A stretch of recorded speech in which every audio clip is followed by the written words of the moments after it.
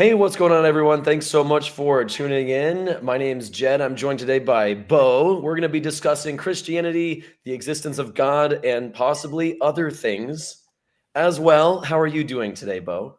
I'm doing great. How are you doing, Jed? Very cool. Now, we've spoken before, but just for the audience's sake, do you mind reminding us that you are, in fact, at least 18 and you are a Southern Baptist? Is that right? I did see a comment on the 18 thing, but yes, I am 18. Perfect. And I am a Southern Baptist. So yes, both those things are true. Very nice. Yeah. And then since we last spoke, you wanted to have another conversation because you felt as though there were things in the last conversation that either you didn't articulate well or you felt like we could have fleshed out more. And I've listened to our talk since then as well. And I felt the same way on some of the points I made. So I was thinking maybe we could go back and forth and bring up one point at a time and go from there. So I'd be happy to let you start if you wanted to either dive into some sort of specific topic you had in mind or submit a new line of evidence for the existence of God or, whatever it is that you want to do. Let's see. I mean, I was trying to think about this if you kind of gave me the mic, but I'm not sure because I have the burden of proof on everything. So could you please start and then we'll lead it off with that? Thank you. I'll take the burden of proof on this claim.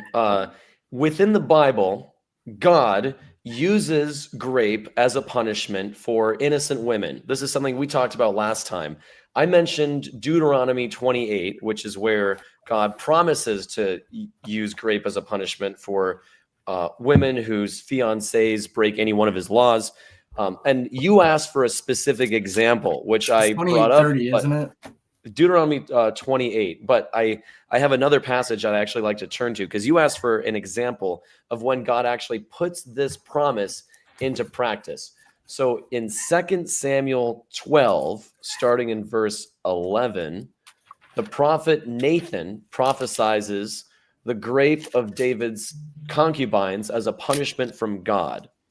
Now, of course, the context here is that God's real mad at David because he had an affair with Bathsheba, who became pregnant and then bore a son. And then in an attempt to make Bathsheba's husband Uriah not find out about the affair, David had him sent to the front lines of the battlefield and then he died, which was basically David's plan all along. So David sinned against God. And as a result, God has David's concubines or wives graped. Now, the verse I mentioned, 2 Samuel 12, 11, is where Nathan prophesizes it. And then later on in 2 Samuel chapter 16, starting in verse 21, is when the prophecy comes true. This is when Absalom grapes David's 10 wives. Sorry, I got the first scripture. Where does it come true at? Could you mention that again, please? 2 Samuel chapter 16. Got you. Okay, because I got the chapter 12 one. 16 is where it comes true. All right, verse. Yeah, starting in verse 21. Gotcha. All right. Is that it, or do you want to say anything else? Well, do you think it's ever a good idea to have women graped as a punishment for something that their husband did? I don't, but I don't see it as a punishment from God. God didn't force women to get raped. It's a fallout of what man did. God didn't commit sin, and it's not a result of God's action. I mean, it's just like the Christian atheists always go back and forth on free will. I mean, free will grants free consequences. So this isn't God's fault. And just because it's talked about in the Bible doesn't mean that God promotes it in the Bible. Is what I would have to say as response. If we flip back over to 2 Samuel chapter 12, in verse 11, God is quoted as saying, "Out of your household, I am going to bring calamity on you. Before your very eyes, I will take your wives, God speaking, and give them to one who is close to you," who ends up being David's son. "And he will sleep with your wives in broad daylight. You did it in secret, and I will do this thing in broad daylight before all of Israel." So here God is taking credit for the assault of these women. And to respond to that, I mean, I saw this in a comment on the last video of people saying that there's no Hebrew word for rape, and that was disgusting for using that as a point. And as a response, I would just like to say that, I mean, there's no forcible sexual action happening here. And that's a weak point. So I'll talk to you about this. God says he's going to have it happen because who else is going to make it happen? Is Buddha going to make it happen? Is Tom Cruise in Scientology going to make it happen? No. So, I mean, God being the author of the universe, does God want this rape to happen? No. But Yes. it's a consequence of their actions. It's not. It's If like God didn't want it to happen. Yeah, sorry, go ahead. Thank you. It's like were you spanked as a child, Jed? I'm not trying to be like weird or anything, but were you? Unfortunately, yes. Got you. We can relate to that. So, I mean, you got in trouble. Do you think your dad was like drooling over the fact and like, just wait till I get home so I could spank my son? No, but it's a consequence of your action. If it didn't happen, then how can we call God just? God doesn't force these women to be raped. If David's actions never happened, it wouldn't have happened. So I don't think we can blame that on God. Now, in the same way that when it comes to parents spanking kids, we know now after diligent research that physical discipline is not optimal for child development. My parents, and I'm sure yours too, were operating under false pretenses. They believed they were doing what was in our best interest. By spanking us, they were instilling good morals or good behavior. They were using violent, negative reinforcement to get us to obey.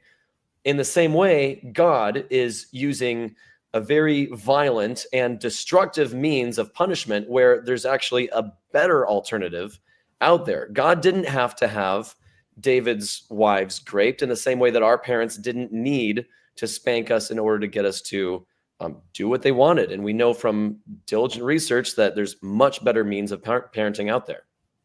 Got you. And so I have like two trains of thoughts coming off of that. I mean, if you did something, I want you to think about something that you got spanked for, right? I mean, I can think of numerous things, but I want you to think of something. So if you did that and your parent or your mom or your dad or whoever was the one who spanked you, if they looked at you and said, hey, don't do that, you probably would do it again. If there was no serious punishment like spanking, you probably would have done it again. But when we do an intense action against our parents, something that's intensely bad, or not something that's just mild, like stealing a cookie from the cookie jar, but if we lie to our parents or something that's intense. You broke the trust of your parents. So an intense action requires an intense punishment. That's just. So, I mean, like I said, God didn't force David to do these intense things. Can we agree that David sending Bathsheba's husband into battle to die so he could fulfill his sexual desires, can we agree that's intense? Sure. Yeah, I would agree that David did something bad. Now, do you think that when one of us in childhood lies to our parents, do you think our parents would be justified in spanking our sisters or our little brothers as a punishment for us? Bo, you lied to me, so I'm going to make you watch while I beat the crap out of your little sister. Is that justice?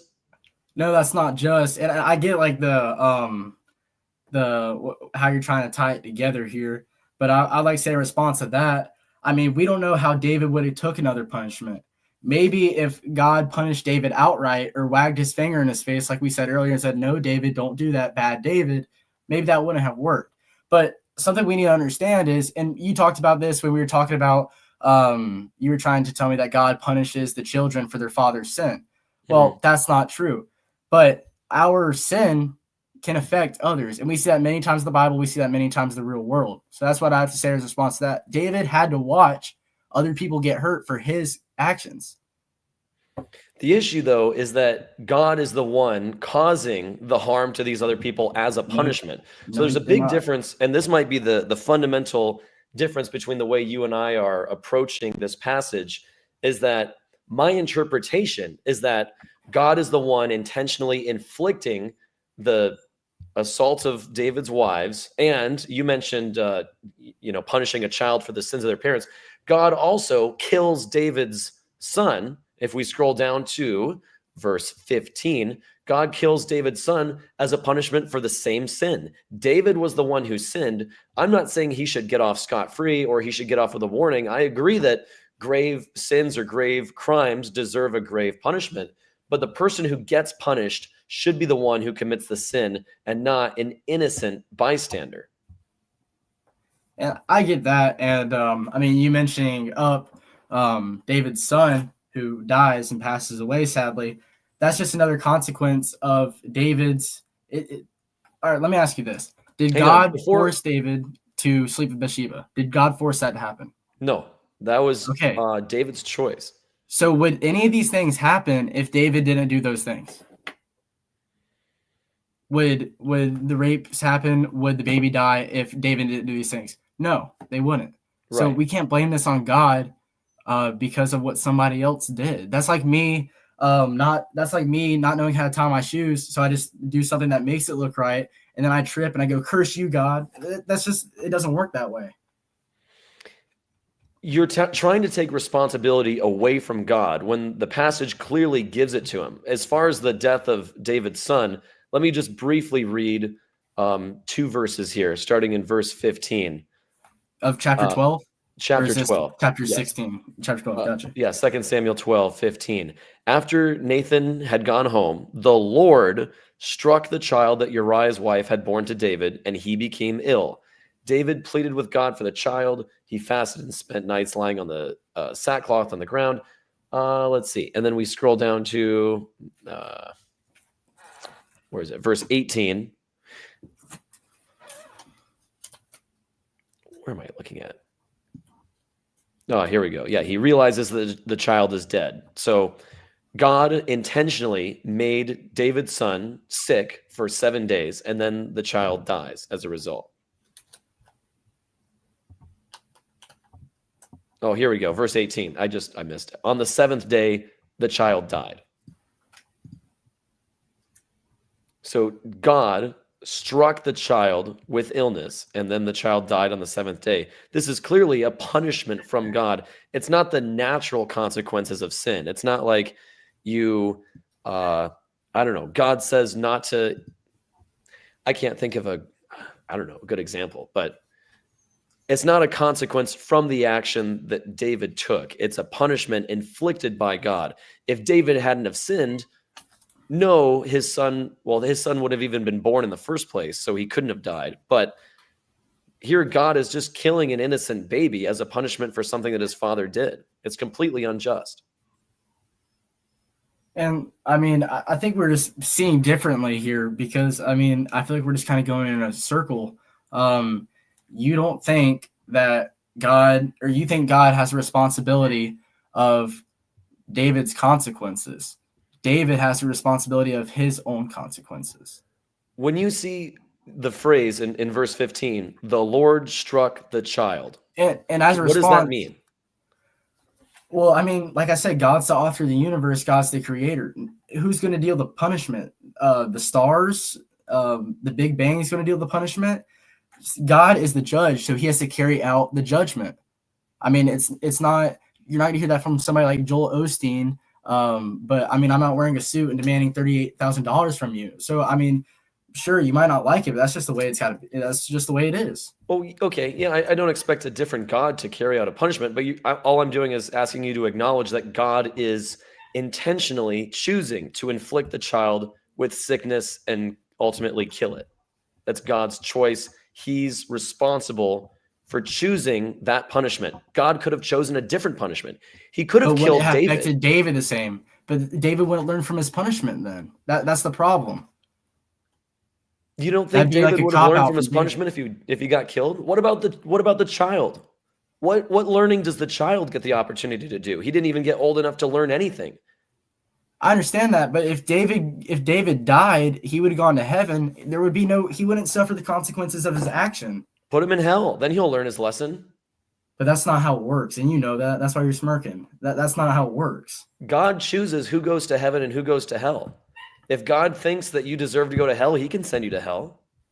Or God is also the one who made heaven and hell. So God could have made hell wasn't made temporary hell and punished David for some time and then sent him to heaven.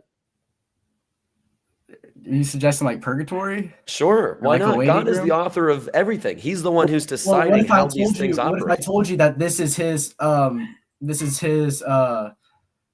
not permanent hell, but this is like his this was David's hell for the time being. I mean, this isn't rainbows and cupcakes to David. Do you not think that this is David's hell? Do you enjoy watching people around you suffer and you can't do anything about it? Do you enjoy that? No, of course not. Okay, so I don't think David did either. And so that's why this is a punishment to David by David seeing his actions hurting others. Yeah, I understand that David doesn't like to see his son die, but can you acknowledge that killing somebody for something their father did is immoral? Like in our justice system, if somebody commit a crime, like let's say I rob a bank, do you think my son should be killed because I did that? Like the court sentences my baby son to a death sentence because his father robbed a bank? Do you think that's justice? Well, I think it's kind of a false analogy because, I mean, David didn't rob a bank here. Can we agree that what David did here is worse than robbing a bank? I mean, sure, unless robbing a bank involves killing people. But let's say I had an affair with a married woman and she got pregnant, and then I sent her husband to war and he died. Or let's say I just killed the husband. Do you think our kid deserves to die for what I did? No, but so can we agree that that child is a product of David's sin? That is the evidence and the product of his sin. I guess so, sure. I mean, if God is in control of everything, surely he could have just made Bathsheba miscarry before she even had a kid. Well, what you have to have, are you talking about like her be pregnant and miscarry? Yeah. Okay, I thought you were talking about her like already be infertile before it happened. Sorry, I just got kind of confused there. But I mean, then David really wouldn't have much of an effect on David. So the only way God can teach people a lesson is by killing babies. That's his go-to. No. That's his go-to here, killing babies and having women raped. That's God's favorite type of punishment. Okay, well, I get you're trying to be like a little clever, a little edgy. I applaud you on that. But I mean it's right here in the book. It's right that's not here. Just because that happened, you don't know anything that happened in the mind of God. You can't, none of us can fathom it. So for you to simply chalk it up and say that's just a hasty generalization, you can't just sit here and say, well, God went to the drive-through order and he said, let me get one child dead. That's just not what happened here. Me and you aren't David, so we can't understand how this affects David. God knows how each punishment that he carried out would affect David. Can we agree? If you want to eternal critique the Bible, it says God is all-knowing. Doesn't the Bible say that? Sure. So God would know how David would react to each and every single punishment. And like I said earlier, God doesn't force David to do these awful things. If it wasn't for what David did, these things would have never happened. So yes, God carries out the judgment, but God didn't force David to do these things. My biggest issue isn't that David doesn't deserve to be punished. I agree that he does, but David should be the one to get punished, not his wives. How do you suggest that happens though? Because your purgatory thing was just kind of like easily a moot point. I don't think it's a moot point. God could do anything. He could just have David tortured if he wants him to suffer. But you don't know the outcomes of that. That's why I'm saying this. We do know the outcome of what God decided to do, in that innocent people suffered and died as a result of God's choice to punish them in addition to David. But you're missing the step. You're saying it's a direct result of what God did. It is. So yeah. Like I said, this would have never happened if David didn't do what he did. David's the author of this thing that happened. No, not at all.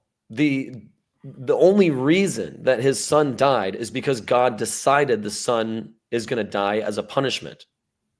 And the only reason that David's wives were raped is because God decided that needs to be the punishment.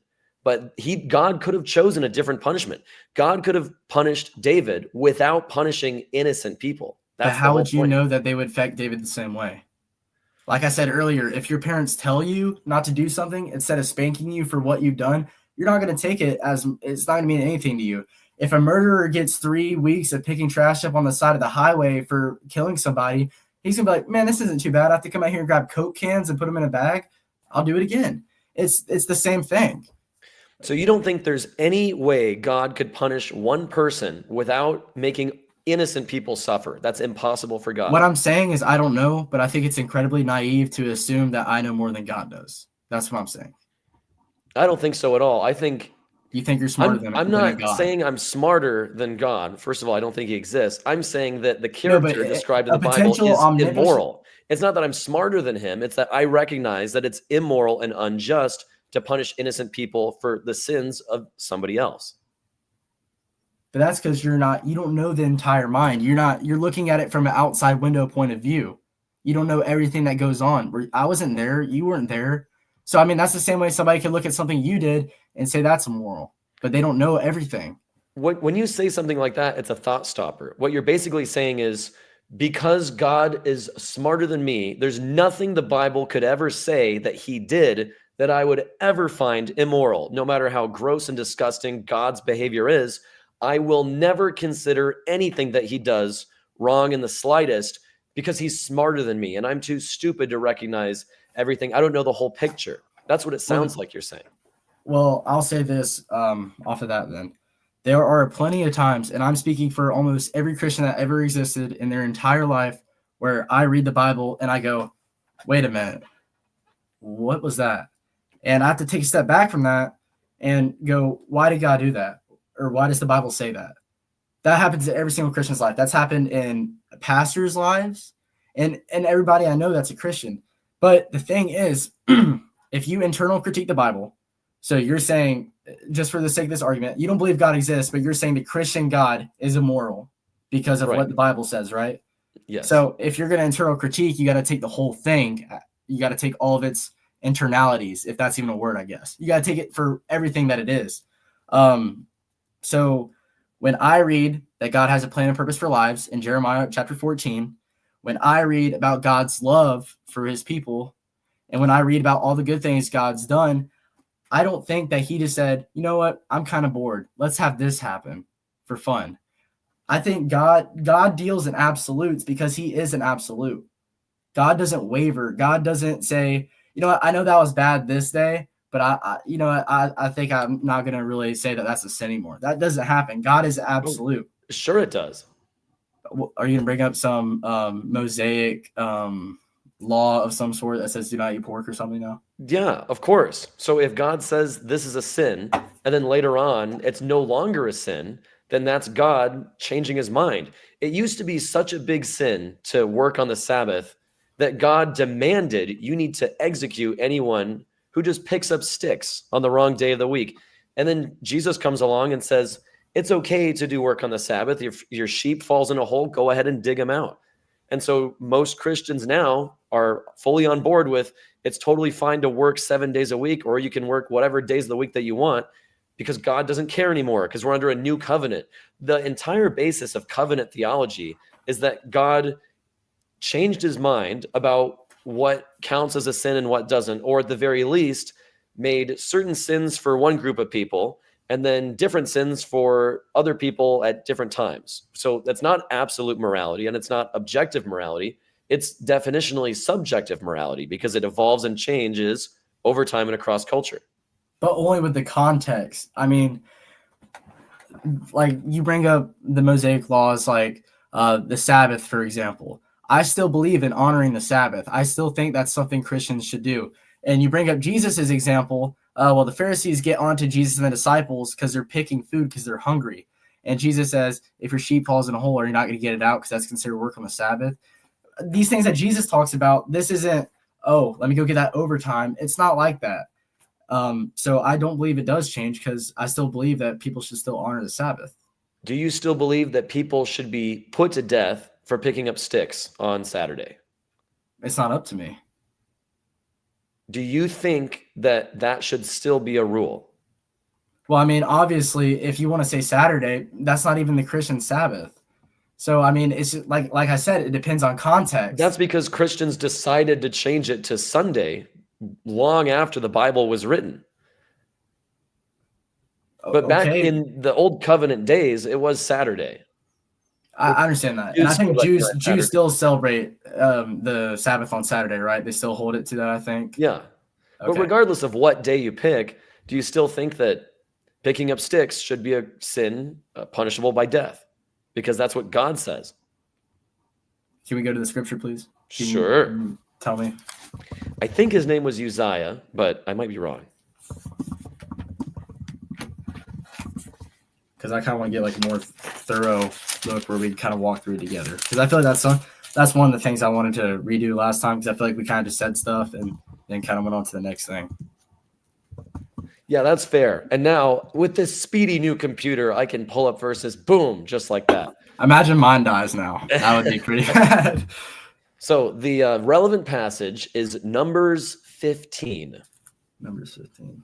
And starting in verse 32, I'll go ahead and read it while you're looking it up. While the Israelites were in the wilderness, a man was found gathering wood on the Sabbath day. Those who found him gathering wood brought him to Moses and Aaron and the whole assembly, and they kept him in custody because it was not clear what should be done to him.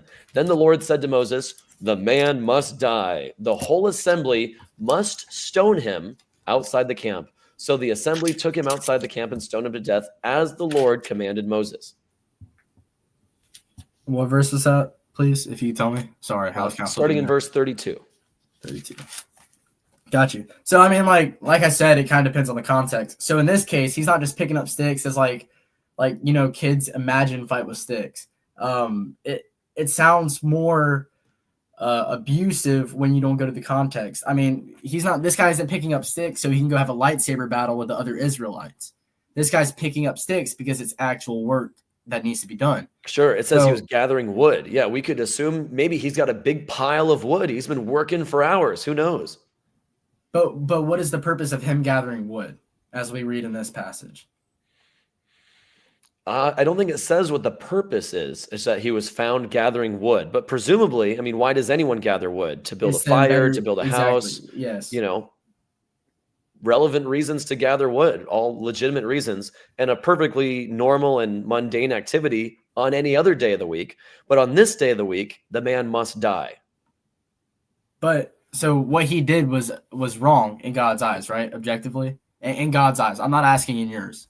In God's eyes, what he did was wrong. But then later, God, if we're assuming Jesus is God, changed the rules and said, now, not only is it okay to work on the Sabbath, but he who is without sin must cast the first stone. So Jesus basically got rid of the death penalty by saying that. At least, I mean, in the context of that passage, it was about adultery. Gotcha. But if we were to apply that to every Old Testament law that needs to result in death, Jesus abolished the death sentence, but God strictly says the man must die. The whole assembly must stone him outside the camp. I mean, Jesus and God, Jesus and Yahweh are in complete contradiction with each other here. So at this point, these people are already delivered the law, right? So they know what's right and what's wrong. Correct? Well, they're unsure about what to do with him. Well, yeah, but he knows it's wrong, right? There's no doubt about that in their mind. They know it was wrong. They might not know what the punishment is at the time, but they know it was wrong, correct? God had previously said that you must honor the Sabbath and keep it holy. Yeah, and what I'd like to say as a response to that is I've been doing a deep dive on the Old Testament recently because I realized I don't know as much as I should about it, especially when talking to people like you, who there's a lot of people out there who aren't Christians who know the Bible better than who know the Bible better than Christians. And one of the things I really feel like needs to be touched on, and something I think is overlooked, is, I mean, you take the Bible in its order, especially chronologically. So Genesis, we have the creation, right? I'm not trying to move the goalpost here or anything or get us off track. I promise that there's a point to this. So in Genesis, we have the creation, right? And the fall. Okay. So Exodus, the people are in slavery under the Egyptians, right? God delivers them from slavery. God frees them before requiring these things of them. So, I mean, they knew what was wrong, and whether I think it's right or whether you think it's right, I mean, if somebody tells you, if you're caught trespassing on somebody's property and they're like, all right, I'll let you live here. However, do not touch my Oreos in the snack in like the pantry or something. It's kind of a silly example, but do not touch my Oreos. Okay. So, I mean, he knows the punishment and he carried it out. I mean, it's not up to my say because I'm a sinner. I don't get to judge him for what he's done. Well, God isn't necessarily the one carrying out the punishment in this example. No, but he tells them He tells them to what carry it do. out. Right. So when I look at a passage like this, to me it screams immoral and unjust because there's no harm being done to anyone by gathering wood on the Sabbath. I've done it. I go out and pick weeds in my backyard I won't claim to do it every weekend, but on some weekends I go out there and pull weeds. I used to work every Sunday and I've worked Saturdays. I've worked every day of the week, and I'd be willing to bet most Christians have worked their jobs on or various jobs on weekends or every day of the week. So modern Christians are breaking the Sabbath commandment and they don't seem to care. You say you care about the Sabbath. I'd be curious to know if you've ever gathered wood or worked at a job on Sunday or Saturday. So you're guilty of breaking the Sabbath. According to God, you deserve to die. But according to Jesus, it's fine. Go ahead. No big deal. Well, it's the different context, like I said. I mean, Jesus doesn't say, or Jesus and the disciples aren't caught picking up sticks. They're doing it for different reasons. They're hungry, so they eat. Maybe this guy was gathering firewood so he could cook some dinner. Yeah. Maybe he was going to build a fire to cook food. But it's already proven that God provides. God literally drops food for the sky from them. He invented DoorDash. I mean, this guy's trying to do it his own way. I'm just trying to bring a little light to the conversation, Jed. I'll probably get torched in the comments for it not being funny, but whatever. It's all right. God doesn't always provide. God oftentimes lets people starve to death. There's millions of people that starve to death every year. Saying God doesn't provide for them. No, but what I'm saying is, in this passage specifically, God delivers these people and then provides for them because God tells them what to do and they're in the process of doing it. So God provides for them along the way because they had faith that God would provide for them. What it seems like is going on here, and I'm as an internal critique, is that God makes up a bunch of random and arbitrary rules that don't actually have anything to do with the well-being of people, and then insists that people follow his arbitrary rules and demands that they kill everyone who disobeys. But what I'm saying is, how do you know? Because that's what it says. What harm is done by... It says right here that these are crazy, unusual rules. It says that. It doesn't. God doesn't call his own rules crazy or unusual, but this is gathering wood is an activity that's only a sin on one day of the week, and it's a sin punishable by death. Don't you think it's a little weird and unusual to allow an activity 6 days a week and then kill people if they do it on the 7th day of the week? Can you think of any other activity in modern day that you think people should be allowed to do 6 days a week and executed if they do on Sunday or Saturday? But I'm not the one making the laws. I'm not the one making the punishments. And modern day society is kind of cut God out of the picture. But I mean, as they should. Okay, well, we could go on that in a minute. But this is different. If modern societies kept God in the picture, then we would still be observing all the crazy and unusual laws in the Old Testament. Our society would be horribly unjust and immoral if we executed wait a minute. people. Wait a minute. You just mentioned the new covenant. So we don't live with the memorial law, or sorry, not memorial, Mosaic, the laws of their tradition. That's not for us. Right, because God changed his mind about who needs to follow the rules. He didn't change his mind. The context changed, so he applies his rules based off of the context. God has different rules for different people at different times. It's not absolute. God's laws are completely subjective. I disagree. I don't think he has different rules for different people at different times. I think depending on the context. No, it's not. I said depending on the context of the situation, God applies the same rules in different ways. There's different applications, but it's still the same thing. If in the old covenant, it was a sin to pick up wood on the Sabbath, and under Jesus and the new covenant, now it's presumably not a sin anymore to do that. So that means now it's not a sin. Back then, for the Israelites, it was a sin. So at different times, with different groups of people, what counts as a sin and what doesn't changes. That's by definition subjective morality. So does Jesus say it's not a sin, or does Jesus tell the Pharisees not to stone the woman because they've also done the same thing? It's a different carrying out of the consequence. The result's different, but it's still inflicted the same. The same rule applies. That's what I'm trying to say. In the Old Covenant, there was no stipulation that whoever is without sin must cast the first stone. It was just go ahead and stone them to death. But now things are different. It's a different context. That's what I'm trying to tell you. Why is it a different context? What's changed? Well, I mean, was there Pharisees, and were the Israelites all the same people, or were some of them Pharisees and some of them just townsfolk? There were townsfolk and there were priests. They were religious leaders, but God all delivered them. They're undergoing the same process. God delivered all of them and sent them to go all do the same thing. Now, they're not walking through the desert when Jesus says, let the first one who has not sinned cast the first stone. It's different context. I don't understand why it would ever be a moral imperative to execute people for gathering wood. Well, what does that solve? And even in their context back then, why was it a good thing to execute people for gathering wood?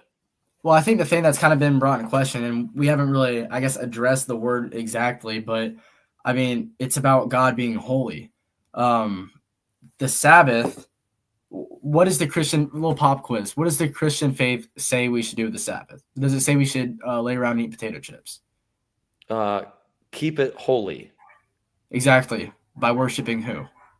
And honoring who?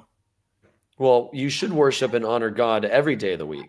Exactly, but this day is especially set in place for that.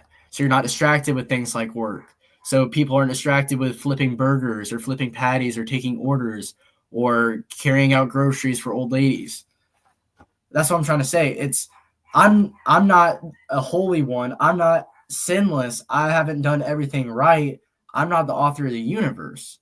So, I mean, if I tell somebody to pick up sticks, what you're asking me right now is if I think they should be punished. Well, I can't see it through those eyes. And people are going to say this is a cop-out, but it's true. I can't compare myself to God. I cannot put myself in God's shoes. But I have faith based off of what he's done, what I read, and what I experience in my own life, as well as the testimony of others, that this is a good God, that this is a just God. I put my faith that he does things for a reason. And people are going to say that's a cop-out, but I mean, atheists have faith too. Everybody has faith in something. Well, I try not to have faith in anything because I think faith is one of the worst values you could possibly have. Faith is belief in a claim with insufficient evidence, or it's the excuse people give for believing something when they don't have an actual reason. So I try to avoid faith at all costs because I only want to believe things that when I have a good reason for it. Can you give me an example of something? I don't think faith is based off of having insufficient evidence. I believe it's having sufficient evidence and, for lack of better words, taking almost an educated guess. Not predicting things, but looking at the overall the character of somebody and saying whether they're trustworthy or not. They might lie to you, they might not. But based off like I'll say this. When I watched our last conversation and I asked you what was the purpose of your life, and you told me that you also are into fitness and you help people, you're a trainer, correct? Yeah. Uh-huh. Okay, so you have faith that taking care of your body now will help you in the future to live a more pleasant and plentiful life. No, I don't need faith for that belief because I have empirical evidence. Okay, but you know for your exact body that you're not going to have an aneurysm and die right now in this conversation, no matter how much you work arms, legs, or do tricep extensions and stuff like that. No, I don't know that. Okay, so then you don't know everything that can happen. Sure. That's what I'm saying. You have faith that won't happen based off of the stuff you're doing. No, I don't. I have a reasonable expectation, a reasonable confidence that I won't have a brain aneurysm because I try to take care of my body. but with the acknowledgement that these kind of things do happen from time to time. People do suffer brain aneurysms. So I fully acknowledge that there's a chance that I'm going to suffer some horrible death and die, even some health complication, despite trying to take good care of my body. I fully So why do you acknowledge take that. care of your body then, if these things could happen? Because that I want to do what's in my power and what's been demonstrated to help make my body healthier, stronger, and last longer. I want to stretch. I want to do resistance training. I want to do cardio, things that help my body stay fit and stay healthy longer. And I've observed firsthand that when I exercise, my body is in it. I feel better. I move better. I have less pain. I have a better mood. I sleep better.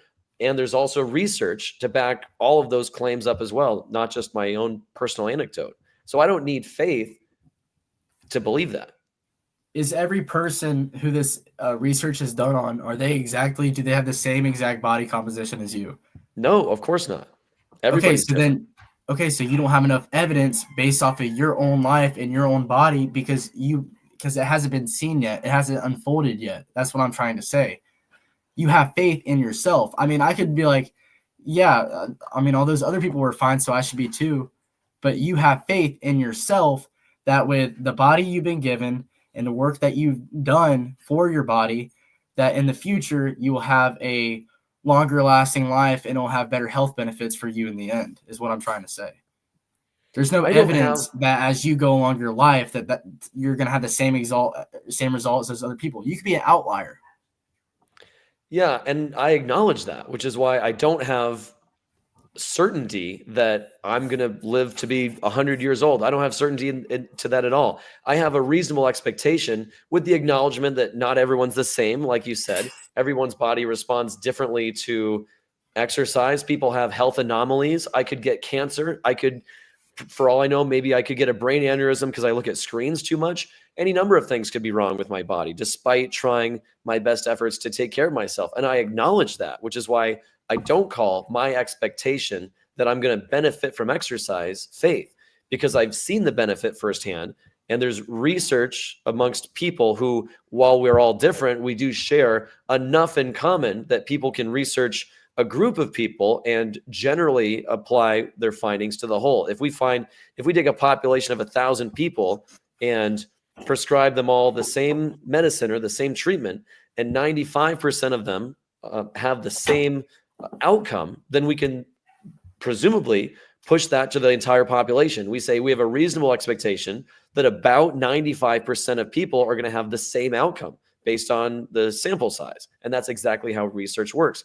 But there's always the acknowledgement that we could be wrong, or I could be an outlier, or I might get some brain aneurysm or die or get cancer or whatever else. I fully acknowledge that. So I don't have faith that I'm going to be immortal, or I'm going to have great benefits from exercise, or that I'm never going to have any sort of health complications. I fully acknowledge that I could suffer despite my best efforts. So do you think Christians have faith then? Or do you think Christians have what you're speaking of? I don't think so, because there, as far as I'm aware, no empirical research backing up any supernatural claim within Christianity. There's no empirical evidence that prayer works. In fact, we have empirical research surrounding prayer, and it's been demonstrated to fail at about the same rate as random chance. Hold on just a minute. Yeah. Now, you said that you exercise because you in yourself see those benefits. When I pray, I in myself see those benefits. When I hear the testimonies of others who have prayed for those things, we can all see those benefits. So this is measured in the same way that your fitness is measured.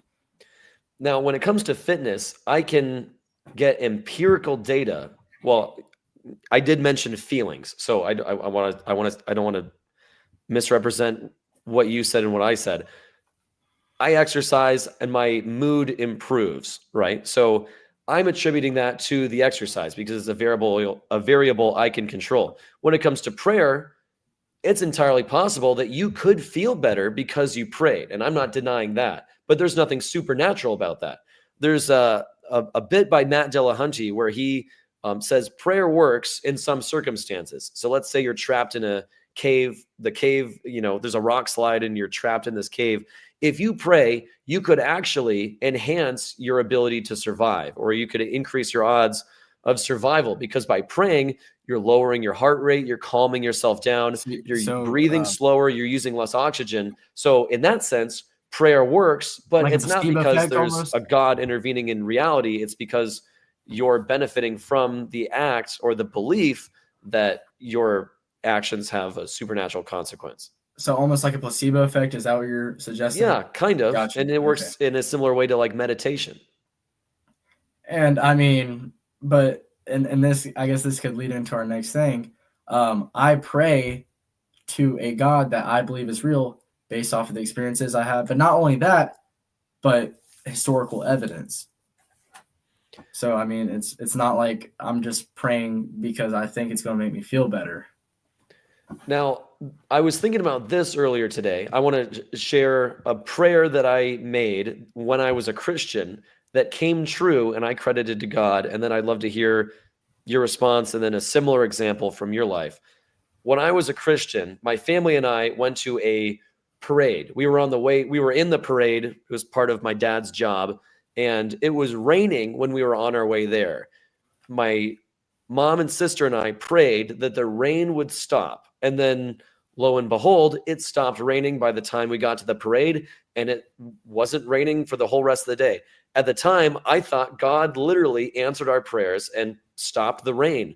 But I recognize now that while that's an explanation that's logically consistent, it's not the only logically consistent explanation. A more likely explanation I realize now is that the rain stopped on its own, and it was a coincidence that we happened to pray that it would stop raining, and then it did the same day. So what you're saying here is when a Christian prays, for example, it could just be it's just up for probability. It's just a crapshoot of whether it gets answered or not. And then if it doesn't, people say that it wasn't part of God's plan. But if it does, they contribute to God. Is that what you're trying to say? Yeah. So in a More or less sense, every prayer is answered with either a yes, no, or maybe later. So if those are all of God's possible answers, then no matter what happens as an outcome, you can always claim it was a successfully answered prayer. When it comes to rain, it has to stop raining eventually. So if I pray that it stops raining, even if the rain lasts for 3 days, God answered my prayer because in 3 days it stopped raining. In our case, we asked for it to stop raining that very day, and it stopped raining within the hour. So, but even if the fact that it stopped raining, I don't think is evidence that prayers work. In that case, it was a coincidence from my perspective. But I'd love to hear an example, unless you had a response to that, an example of your life where you prayed, your prayer was answered in a way that demonstrates God was intervening on your behalf. Yeah. So, I mean, I'll respond to what you had to say a little bit, then I will provide a personal example. But as a response, I would say that, I mean, I don't know. It's you saying that it stopped raining because the rain was going to run out eventually, and saying that it was due to probability and that it was crazy at the same time you prayed that it happened. You're contributing it to probability and that the rain was going to run out eventually. Just natural causes almost. Well, I believe in my experience and what I've seen, and as well as the historical evidence that I base my views and perspectives on, that nothing happens by coincidence. I don't believe in probabilities, like in that sense. So, I mean, I contribute it to God. You contributed it to the sky being empty of moisture, I guess. We're just different in that sense. If you don't want to, and I'll allow you to respond to that before I put in my personal story, if you want to. Yeah, it seems kind of weird that you don't believe in coincidences, which, if I'm understanding correctly, means that you think God is actively controlling everything that happens in your life. But he grants free will. So, I mean, I do believe in God's control, but I mean, that doesn't tie into coincidence. There's intention behind God's actions. So, I mean, that still doesn't tie into coincidence. I don't really see your point. I guess to me, it seems contradictory to simultaneously believe coincidences don't happen because everything is going according to God's plan, while also believing in free will. Because if we both have free will, we could have chosen different actions, never leading to us ever interacting with each other. That's possible, right? But the fact that we're interacting now is a result of both of our free will and all of our choices leading up to this moment. So if us meeting was predestined by God, that means to a certain degree, at least, we don't have free will. We only have the illusion of making choices because we're destined to have everything that ever happens to us is chosen by God. That's in complete contradiction to the notion of free will. Well, I don't think so. And I mean, this is kind of like Calvinists. A Calvinist would essentially agree with you that everything is predestined.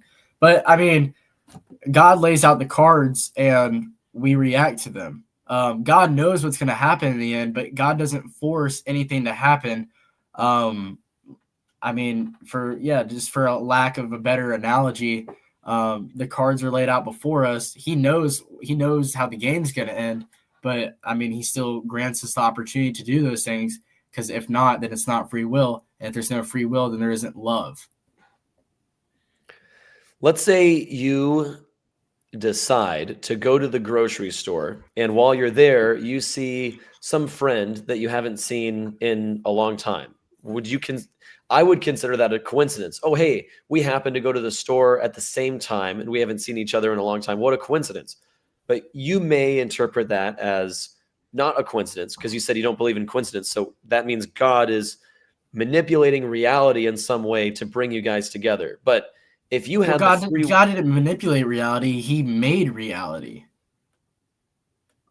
I guess what I'm trying to understand is, how could coincidences not be possible in a reality that has free will? Because if we all have free will, that means the more time that goes on, the more different possible outcomes are. So like all the free will choices I make accumulate on each other. So at this point in my life, I could have a vastly different life if 25 years ago I made several different choices. If I never decided to move across the country, I'd have a very different life than I have now.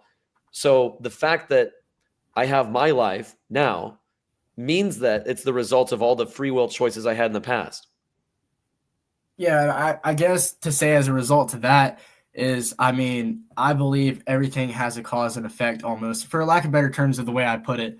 I believe that God nudges us in certain ways, but I don't think he won't force us. I mean, the end result's going to happen whether we like it or not. How we get there is totally different. So like, you believe the world's going to end at some point, correct?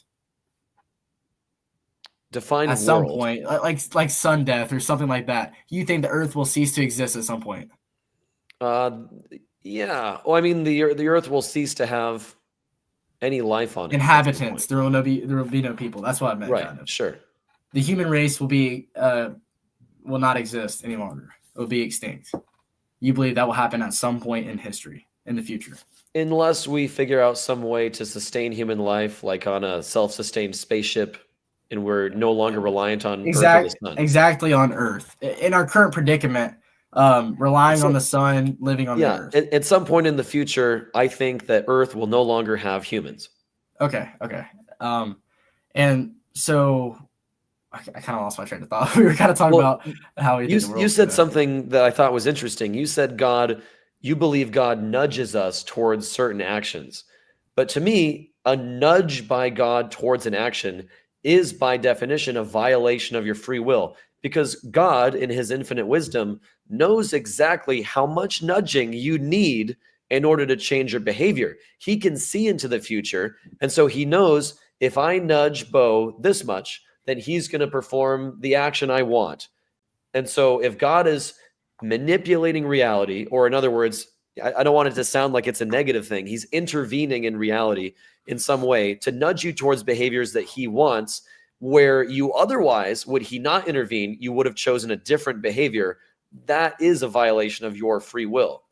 Well, I just don't see it that way. I mean, I guess I'll try to make an example for you. If you're leaving for work in the morning and you're getting dressed and you're standing in front of the TV watching the weather on Fox or whatever news you watch, CNN, you're watching the weather. Well, there you go. We'll cut to an ad break. We'll be right back. A McDonald's meal deal pops up on TV. Well, right there is a variable introduced that will make you decide right then and there. There is something put in your head to where whether you self-consciously think so or not, McDonald's is put into your head if you read and watch that ad. So you're driving to work. Yeah, I guess I'll go for a McGriddle or something. I mean, are you going to die? And if you do that and you get fat or something, are you going to sue McDonald's for violating your free will? No, because a variable was introduced, but you still took that variable how you're going to. Now, if we were to insert God into your example, let's say that God wanted you to go to McDonald's that day. Let's say maybe he had a bigger plan. Maybe you were going to meet your future wife or husband at McDonald's. And so I suppose God wouldn't want you to meet your husband, but let's say God wanted you to meet your future wife at McDonald's. So the reason you saw the ad was because God intervened in reality. But how did God manage to pull that off? The ads that you see on TV are all decided ahead of time by the studio. That means God had to manipulate the brain of someone at the television studio at Fox News to say, oh, I'm going to run this McDonald's ad instead of this other ad. Or he manipulated the McDonald's headquarters and said, hey, you're going to have to buy airtime at this time so that Bo can see this commercial so that he can meet his future wife. No matter what, at some point, no matter where you think, if God is nudging or doing something, someone's free will has to be violated. And I would argue yours in that situation may be violated too, because God's whole charade is an act of trying to get you to change your behavior. Or maybe he compelled you to turn the TV on when you normally would have it off. But isn't there an argument to where if you say God manipulated all of reality and forced people to do decisions, well then, and you're going to say that you're going to say self-control and free will can't occur at the same time of God allowing that. You're going to say that there is no absolute free will, which is what you're saying, right? I know you don't believe in God in real life, but in this circumstance, if there is a God, then there is no free will. Is that essentially what you're saying? Well, that's not what I'm saying now, although that is a claim that I would say I do agree with. So what I'm really saying now is that if God is intervening in reality to compel human behavior, he's violating their free will. But I mean, the thing I would have to say as a reaction to that is, I guess one way I kind of think about it in my head, and this is kind of hard to articulate for me. I'm not a debater either. So if this is the end point, right? I know this kind of like you really can't see. If that's the end point, right there. I see it. Me and you are right there. Now, God allows us to do this and go over here and go to the McDonald's or do whatever we want to. Eventually, we're going to end up at that point. It's in our control how we end up at that point, but God's will gets carried out either way or not. And I wouldn't say he manipulates us to do that. I mean, there's plenty of times in the Bible where God tells somebody to do something and they say no. So God just uses somebody else. And that happens in everyday life. Shout out to Keeperman4. Thanks for the super chat. Now, when it comes to your example with the end goal in mind by God, would it be possible for you and I to end up at a different point in the future? Like, you said we have the choice of going on this long, windy path, but eventually we have to wind up here. Is it possible that we could make choices that lead our lives to a different end point?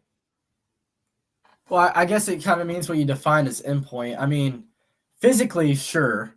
But I mean, God has Jeremiah, I think it's 14:14 or 14:11 or something of the sort, says God has a plan and purpose for our life.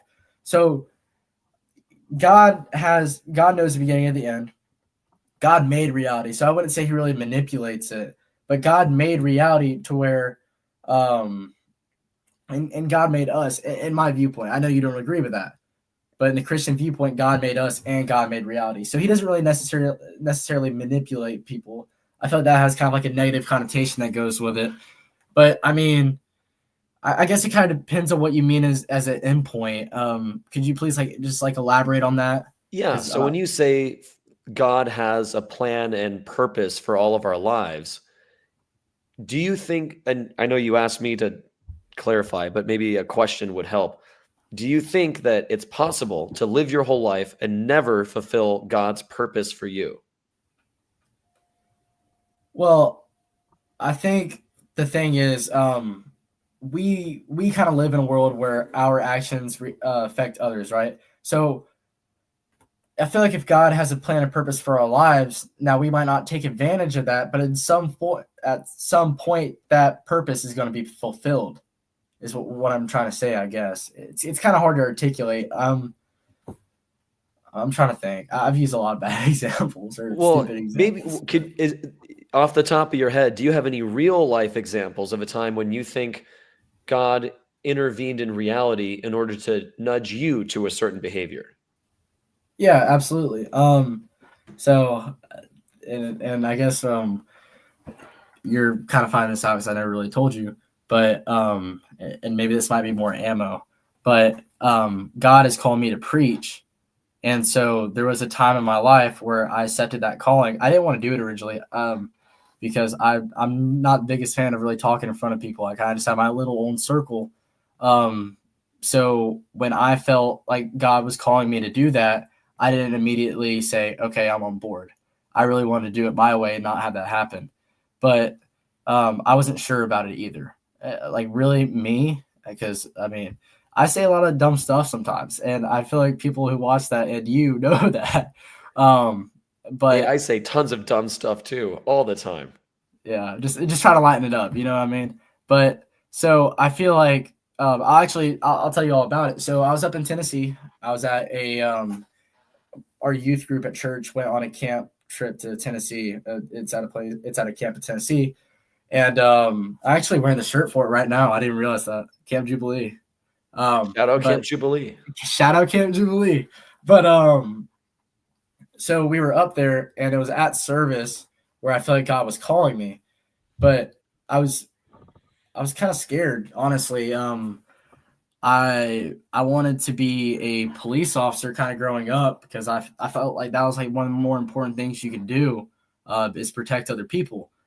But God more or less kind of opened me up to being a preacher and called me to preach. And so immediately I told my pastor, but I didn't step into that. I was like, I'm not sure, so I'm not going to do anything right now. The next morning, I woke up super early to go read my Bible, actually, because that's kind of my retreat, my go-to when I don't know what to do. And I was reading my Bible outside, and dude, Tennessee's got the most beautiful scenery. And so I'm kind of sitting out there taking it in. Well, at this point, I wasn't really good at reading my Bible. Like I was actually like a pretty awful Bible reader. I couldn't tell you where anything is. But so I was just kind of reading. My favorite Bible book or book in the Bible is Romans. I really like the way Paul articulates things. And I saw your eyes switch there, so maybe we'll get to that maybe a little bit. But I really do like Paul and how he articulates his viewpoints. And so I was just kind of flipping through Romans mindlessly, not really paying attention. And out of nowhere, a hummingbird comes up, and they make those super loud, awful noises, and they're extremely fast. And I'm outside, and it scares me. Like honestly, it scares me. I really don't like bugs, and I thought it was a bug, and so like a cicada or something. So it scared me. And so I got up with my Bible being on my legs, and when I got up, my Bible fell to the side of me and opened up to, I'm trying to remember, I think it's Timothy 26:2 or something, but it talks about being in peace. Hold on, let me see if I can find the exact verse real quick. If I'm following, the point at which God stepped in was either to compel the hummingbird to get in your face and scare you, or manipulate the book to land open to a certain page. Well, I mean, Like, I where don't does think God God. factor in? Well, I mean, I think God kind of. I mean, because the hummingbird thing never would have happened if I accepted my call to preach the night before, because I wouldn't have been out there reading my Bible. I probably would have been still asleep in my bunker because it was like 5 a.m. So, I mean, I persisted through not following through on God's plan. So he almost kind of, I guess, if I made that decision that night, I wouldn't have been out there the next morning. But because I was, and because I didn't make that decision, God gave me another nudge to fulfill his purpose for my life. But what exactly was the nudge? Was it God manipulating the free will of the hummingbird? I don't know if you think animals have free will, or did God flip the page really quick when it was in midair? And I don't ask that to be condescending. I'm just genuinely I curious. got you. Where was I God understand. involved? I understand. I mean, it could have been both. I don't know. It could have been both. I feel like it was both, because I wouldn't have been there with my Bible in my hand if I did accept my calling the night before. So it could have been both. I think it's both. Do you think it's possible that you were startled by a hummingbird who was there because hummingbirds fly all over the place, and that your Bible landed to a random page which coincidentally related to something that you felt like you needed to hear at the time? But don't you think it's strange? I'll tell you this. You may not believe me. Don't you think it's strange that I'm scared of what I feel like God's telling me to do? And so the next morning I go out seeking and trying to confirm what God's telling me to do. And those things happen, which have never happened to me before in my life. And the Bible flips to a spot I've never read, and I zoom in exactly on that verse. My print is so small in my Bible that it's kind of like, I can't really describe it. I zoomed in on an exact verse, and that exact verse, I really think it's Timothy 26:2, but I'm not sure. I might be wrong on that. I might get flamed in the comments for that. But I can't really explain it. It wasn't probability. It was something supernatural. I mean, and you might think that's silly, but from my personal experience, that's truly how I accepted it and view it. Well, I certainly can't come to terms with the idea that it was a supernatural occurrence, because if you were to flip open the Bible to any random page and then read a random verse, there's a likelihood that it may relate to something that you feel like you need to hear in your life, or you could interpret it in such a way that could be beneficial. Like, I don't know if there's a random verse generator out there. I bet there is. There's so much stuff on the internet. There probably is, for sure. Here's a random verse, Acts 2:1-2. When the day of Pentecost came, they were all together in one place. Suddenly a sound like the blowing of a violent wind came from heaven and filled the whole house where they were sitting. So if you had randomly opened the Bible to that passage, maybe you would have thought, wow, God is sending a violent wind from heaven to try to compel me to sit down and get to grips with the fact that I'm going to be a preacher one day.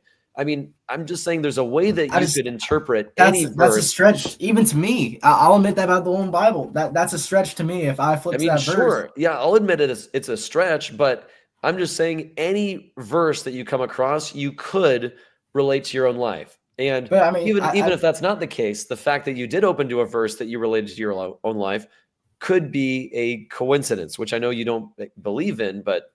And I think that's kind of where we just differ in thought process. I mean, when I see something that has such a low probability that it's very unlikely to happen, I don't contribute it to that probability. I think that's kind of silly. No offense at all. But I mean, in my personal experiences and what I've read, that supernatural things do happen. And this might come up now.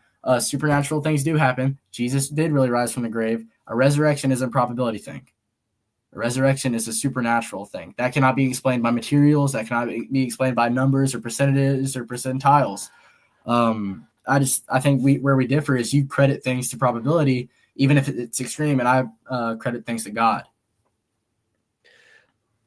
One thing you might have heard before is that people who credit miracles to God or are eager to find miracles is that they're counting the hits and ignoring the misses. So there may be a lot of opportunities where you dropped your Bible to a random page and the page it was open to was meaningless to you. I mean, or you just flip open the Bible and just now you open your Bible and maybe the page you opened to was random and you thought nothing of it, and then you flip to the page that was relevant. So there's so many times when the Bible drops open that has no meaning or significance, but you're highlighting one time that it did have significance despite the hundreds of times that it didn't. Well, I mean, have you ever experienced a time where it didn't? Have I ever experienced a time where it didn't? Not really. I'm telling you, there's something special about the ways my eyes honed in on that verse. That doesn't happen to me. That never happens to me. And so I feel like it's just such an extreme probability that I decided I was going to get up that morning. It's an extreme probability that a hummingbird made a little detour wherever he was going and decided to come annoy me that day. And it's extreme probability that that Bible fell the way it did. It could have closed. It could have fell upside down and I not would have seen it. But the way that it fell and the way my eyes honed in on it, it's too improbable to happen for me. And I feel like it's just kind of naive if I attribute that to a rabbit foot or something of that sort of probability. Do you think God was possibly at play with the way that your eyes focused? Like, did he manipulate you and your free will to make you focus on that specific verse? No, I think he just put something in front of me. I mean, like if for example, if the many times in the Bible where somebody sees an angel, does God manipulate their eyes and their retinas and the light dispersion that's coming in their eyes to see an angel? No, it appears and they interact with their senses to experience that thing. I don't think God really manipulate. Well, in the I sense don't like with the word manipulate. More in the example with an angel, I wouldn't think that God would need to do that, because surely if a glowing if a glowing 7-foot tall man with wings and shining armor was standing in front of me, of course it would grab my attention right away. God wouldn't need to manipulate my free will. But in the case with your Bible, like you pointed out, it's got super small text, and you could have honed in on any number of verses that happen to be on that one page. Or not at all. Right, exactly. So the fact that you did hone in on one specific piece of the page could have been a manipulation by God to force you to hone in on that one particular verse. Maybe, maybe not. But I mean, I don't know. I just feel like, I mean, I understand where you're coming from 100%, but I mean, I feel like that doesn't really disprove spirituality over probability or supernatural things over probability, or I mean, anything there. Let me back up a step. Why do you think God is calling you to be a preacher? Or why did you believe that before? Because you said it was already on your mind when this happened. What was it that made you think you had a calling to be a preacher in the first place? Because a thought randomly popped in my head. And it was something I experienced. I didn't want to be a preacher. The sermon that we listened to that day wasn't about being a preacher. It was like I'm saying, there's no like placebo to lead me up to that conclusion. I didn't talk to anybody about becoming a preacher. I didn't know anybody then who wanted to be a preacher. It was kind of just an idea that I just don't think there's like really any probability that it just suddenly popped in my head. So I know what you're going to say. You're going to say, wait, so you're saying God manipulated your mind to have this thought popped in your head. And as a result, I would say God made reality to where these resources or these causes appear, but it's up to me what I'm going to do with them, if that makes any sense. Yeah, you kind of did read my mind. So if I understand your response to what I would have said, which is that you're saying God manipulated your free will to put a thought in your head, you're saying God didn't manipulate your mind to put a thought in your head, but rather he orchestrated the universe in a way so that all the sensory information you had taken up into that point resulted in you coming up with a thought of your own that you should be a preacher. But that was also part of God's plan, that God purposely designed the universe in such a way that everything you were exposed to up until that point led to that thought. Is that what you're saying? Not quite, because I wasn't really exposed to anything that would, looking back on it, I wasn't really exposed to anything that would produce an idea in my mind. So, and I guess the more, I'm trying to like put it in as less words or as least words as I can to where I don't sit here sound like I'm babbling.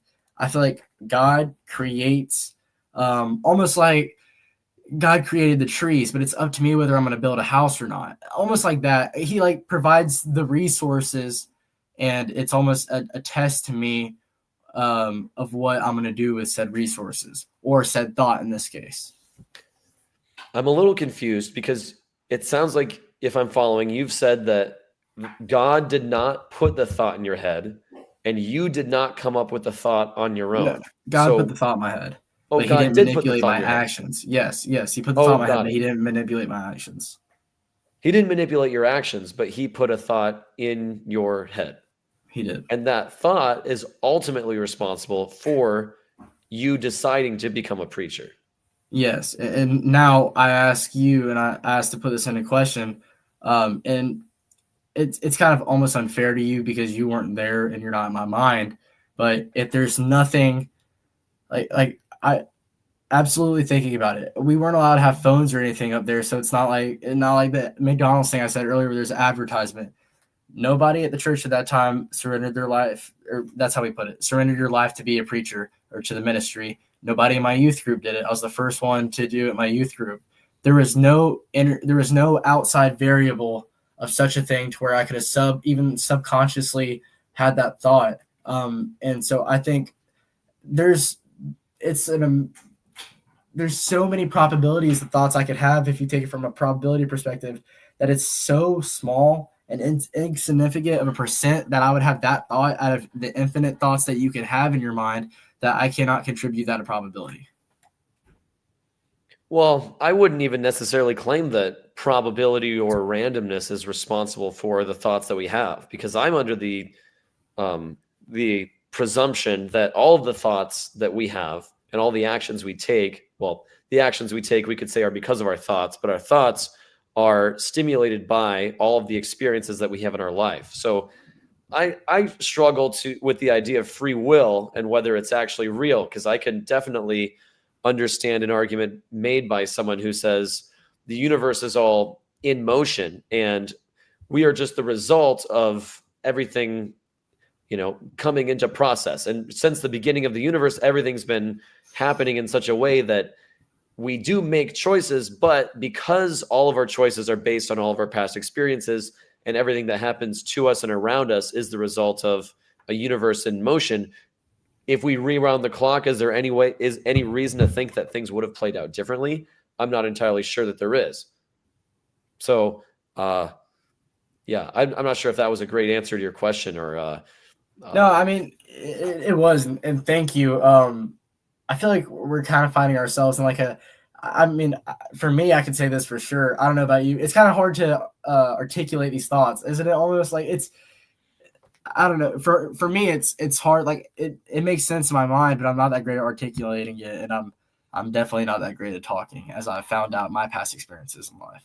Sure. Now you mentioned an idea earlier, which is that God's, or whether you mention it or not, I'd like to bring it up, which is that God's foreknowledge of the future is in opposition to the notion of free will, which I think is pretty logically sound. Where if God knows everything that will happen in everyone's life in the entire future, that means that we don't actually have free will because we're on a set path and there's no possible way that we could deviate from.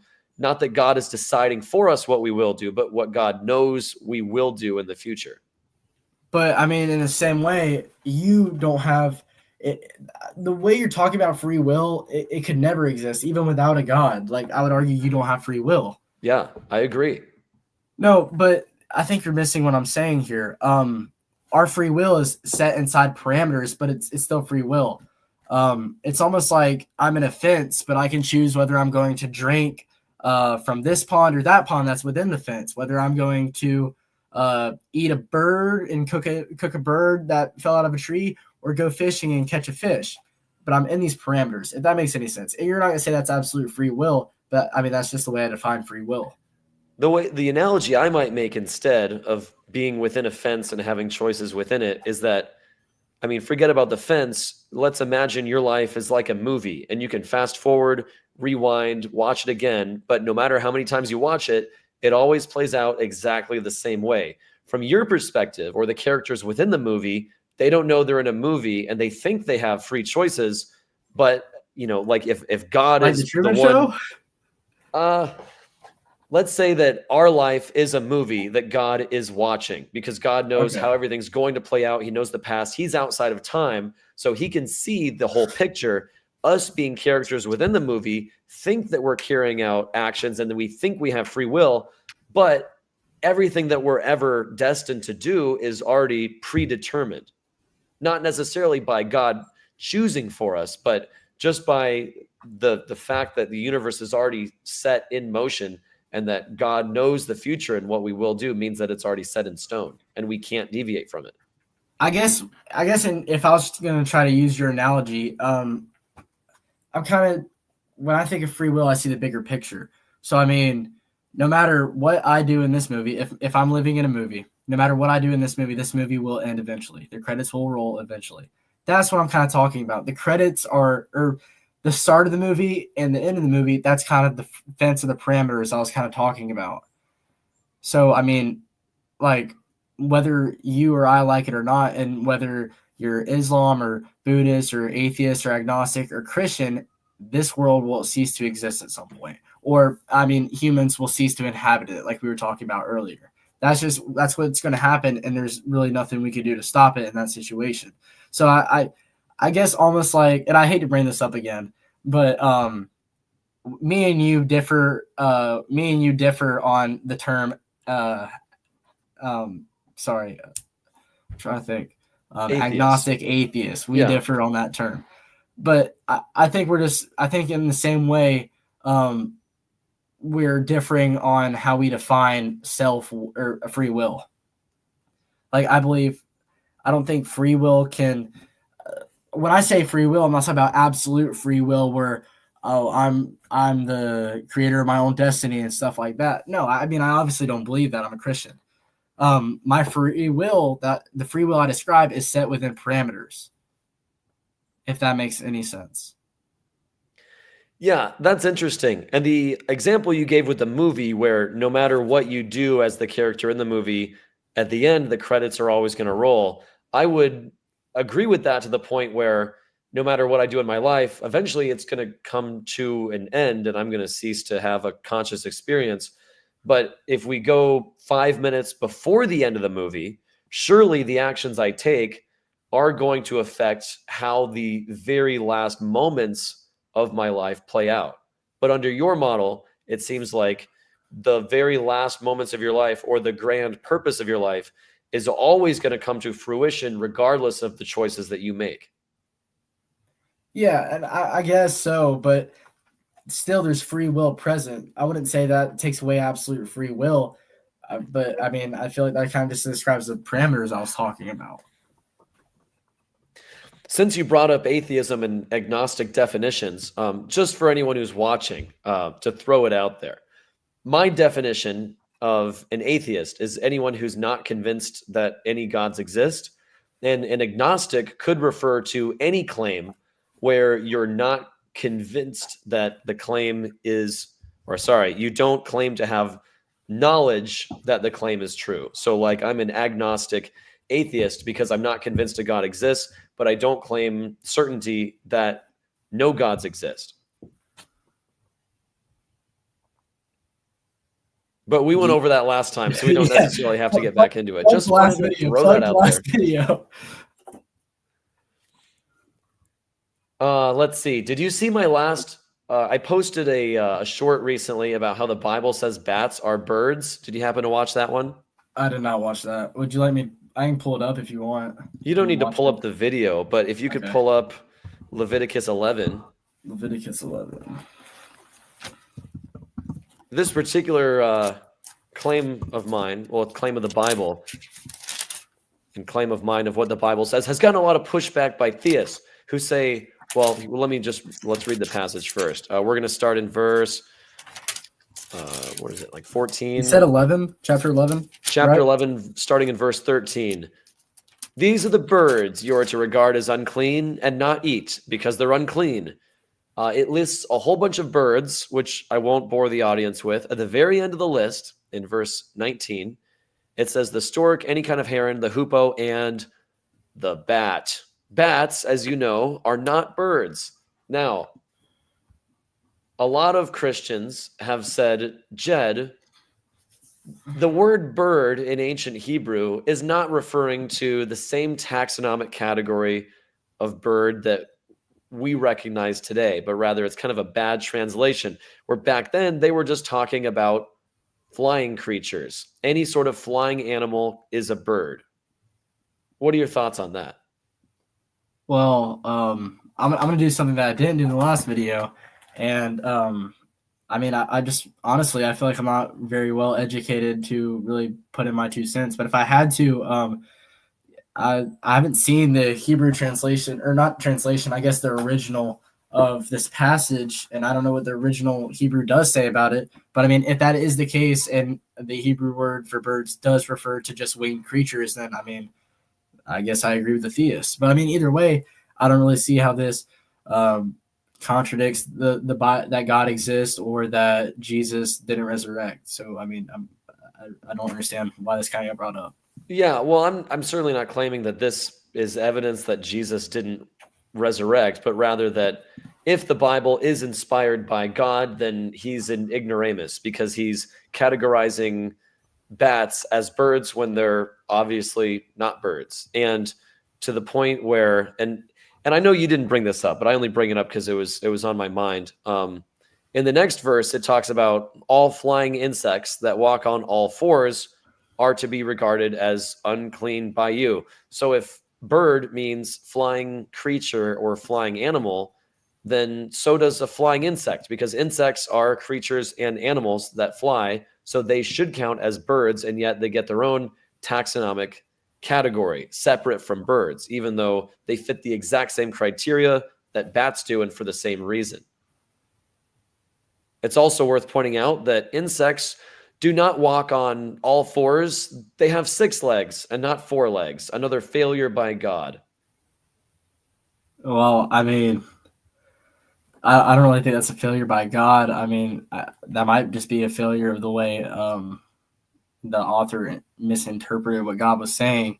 But I mean, also, like, I guess another point where I relate this to is a passage I'm more familiar with, or slightly. In Revelation, it talks about candlesticks and things of that nature, and it talks about a sword coming out of Jesus's mouth.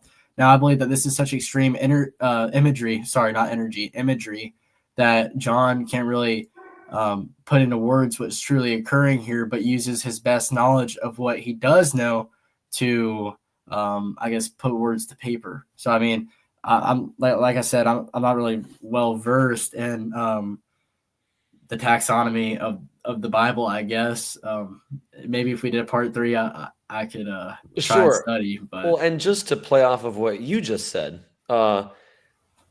if the author of Leviticus is misrepresenting what God said or misquoting God, and it's not a direct quote, but maybe it's close, but it's not quite what God said, then that brings into question every single thing in at least Leviticus and possibly the entire Bible, because now it's not, every word is not being dictated by God himself, but rather it's men's best and sometimes failed attempt at remembering what God said and oftentimes getting it grossly incorrect.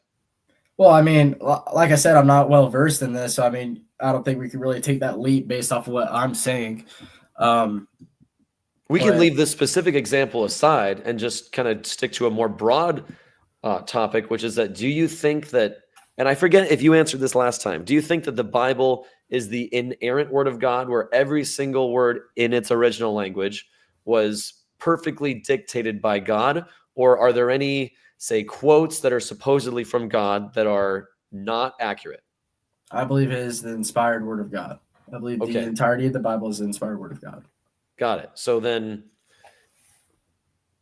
every single thing that the Bible says is, perfect and the word of God. So, but also we got to think about it. The Bible was not written to us, but for us. I wasn't around in Leviticus times, and I mean, I'm going to go on a limb and say neither were you. But so this may, to us, in the findings that we have through science, we may think that, hold on, I don't really get this. This doesn't make sense with the current discoveries we do have.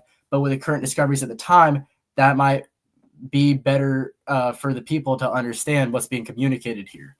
So, I mean, I feel like it's kind of unfair just to say, just to kind of take the context out of all of it. Yeah, to that point, what it kind of sounds like you're saying is that God is dumbing himself down to the level of ignorance of the people he's talking to at the time, where he's not going No, to use advanced taxonomy when he's talking to ignorant Israelites. well, not necessarily. I mean, he's still getting exactly what he says across, but I mean, it's almost like Jesus speaks in parables to help the disciples further understand what he's saying, if that makes any sense. And like how me and you use analogies to communicate our viewpoints, almost in that sense. We're not dumbing it down for each other, but we're more thoroughly explaining it in a way that each other would understand. For example, me and you don't know what it's like to manipulate thoughts, but me and you know what it's like to see a McDonald's ad read on television. Just things that are more relatable, if that makes any sense. Yeah, and I'm fine with the idea that Jesus spoke in parables to try to help people understand, although it does say, I might have to Google the verse, that Jesus specifically says he uses parables so that people won't understand what he's saying, where it's secret knowledge that he only wants his immediate followers to understand, but outsiders are barred from understanding, which is why he uses confusing metaphors on purpose. Let me see if you can find the verse really quick. I'll try to see if I can help you.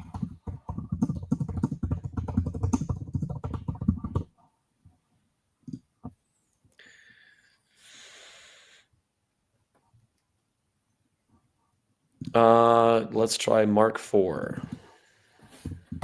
Verse 12. Mark 4:12. Let's go. That was just the first thing that popped up. Let's see. So that they may be ever seeing but never perceiving, and ever hearing but never understanding. Otherwise, they might turn and be forgiven. I might have to back up and. What verse is that? Mark 4 or what? Let me start in verse 9. I feel like we might be. Well, let me go back in from verse 8 onwards, just so we get a little bit more context. Still other seed fell on good soil. It came up, grew, and produced a crop, some multiplying 30, some 60, some 100 times. Then Jesus said, "Whoever has ears to hear, let them hear." And when he was done, the 12 and the others around him asked him about the parables.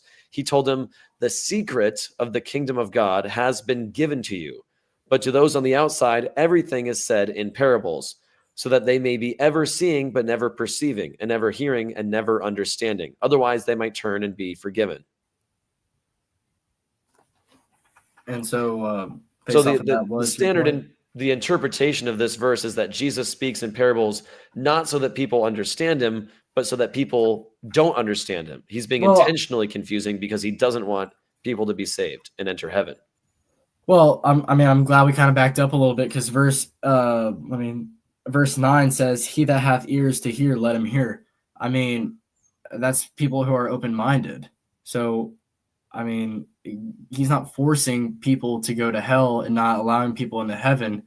But if you have an open mind on such things, I mean, you're obviously going to hear him out more. But if you don't have an open mind on these things, then you're obviously not going to hear. You're obviously not going to perceive the things he describes in verse 12. Well, while he does say, "Whoever has ears, let him hear," but then later when he's asked about parables, he says, "The reason I use parables is so that the secret of the kingdom of heaven has been given to you, his disciples, but to those on the outside, everything is in parables, so that they," skipping ahead, "are hearing but never understanding." So God is deliberately being confusing so people can't understand him. And what verses were those again? Verse 12. Okay, so that seeing they may see and not perceive, and hearing they may hear and not understand, lest at any time they shall be converted, and their sins should be forgiven of them. Yeah, so it seems like Jesus is saying he does not want people's sins to be forgiven, so he's intentionally using parables so that they hear but don't understand. No, I mean, I think what he's kind of saying here is it's not like, and I mean, there's a huge, not movement, but I mean, there's a huge point that, I mean, a lot of Christians bring up, that you don't get saved by knowledge of facts. And I feel like that's kind of being reflected here. I mean, I talk about all the time, getting 100 on the Christian test on what you know about the Bible isn't going to get somebody into heaven. I mean, you obviously don't believe that because you don't believe there's any heaven. But if, like, internal critique wise, not only do you have to know Jesus, but the Bible says that you are written down in the book of life if you are to enter heaven. So Jesus has to know you back. So, I mean, these people here, they don't want to know him. And I feel like what he's saying is when he talks in parables, it's almost as they understand it on a head level, but not a heart level. They're not getting it spiritually. They're not understanding the deeper meaning. They're not reading into the lines of it. It's not that he doesn't want them to enter the kingdom of heaven. It's because they do not have the ears to hear, and not just in a things on the sides of your head thing, but the heart to hear, the heart to understand is how I feel like it's what I understand out of it. You said something that I definitely do agree with, which is that it's not enough to know about Jesus or facts about the Bible to be saved as an internal critique, but you have to have your name in the book of life. So even Satan and the demons know and understand that Jesus is God and that God exists. They're fully aware of that and fully believe that and are convinced of it, but they're all destined to hell anyway because they don't worship God or love God or have their names written in the book of life. So I'd be curious to hear your thoughts about this, which is that I've heard other theists say the reason God refuses, or at least is reluctant to make himself very aware to everyone, and obviously his existence is not readily available to everyone because we're having debates like this. We can't reliably test and measure God, so we have to rely on arguments and vague evidence and fallacies. But the reason God is quote unquote hiding is because if he were to be too open about his own existence, it would strip people of their free will, and then we would all be robots who are destined for heaven because God took away our choice to believe, and God wants us to choose to believe. Yes, I and have if he thoughts stripped to away that our argument. choice, and then I can't categorize that as love. I can't say God's loving if he forces us to do stuff. Now, would you say that? Well, I bring it up because I'm curious about your thoughts in general about this. Is making someone aware of your existence stripping them of their free will to choose to love and obey you? No, but the Bible explicitly says that we are saved by faith, not of works. So I mean, right there in the beginning of that verse, it kind of says that we are saved by faith. And this is going to be called a cop out or something, but I can't comprehend the mind of God. I don't know why he does the things he does. I don't have to answer for those things. I can't save you. I can't do that. I can't save you. I can't judge you. I can't know all of your sins that you do in the dark. I can't do these things. I'm not omnipotent and all powerful, omniscient. I can't do these things. So, I mean, why me and you talk is because you claim to not have enough evidence to believe in a God, specifically my God. And why I communicate back to you is because I say there is sufficient evidence for me. I'm not standing on trial on behalf of God. And I feel like our last conversation was more about the evidence, and this conversation is more about asking me why God does the things he does. I don't know. If you want that simple, I don't know. It kind of gets into the argument of divine hiddenness, which I'm not sure how familiar you are with that, but it's essentially an argument in defense of atheism, or at least an argument in defense that a God who wants a relationship with me can't exist because, or a God that wants a relationship with me and is all powerful can't exist because it's logically impossible. Because any God that would want a relationship with me and is capable of having one and reaching out and interacting, the fact that he never has in a way that's understandable by me, a way that's been revealed to me, means that God either doesn't exist or doesn't want a relationship with me yet. But I would also argue that you don't have the ears to hear. I don't think you would be accepting to it if something did happen, and we would interpret things differently if I saw something that happened to you as if you saw something that happened based off of our biases. Well, that may be true. If something happened that you perceive as divine intervention, I would probably say that it's not divine intervention. But surely there's something out there that God could do that would convince me he's real. Like I saw, in an example somebody posed, which I thought was pretty a great way for God to demonstrate his existence, which is that God, if you're real, take my phone and make it float out here and hover in air, open it up, unlock the screen, and then start typing a message that says, I am God, the Bible is true, and I demand worship, hell is real, Jesus rose from the dead.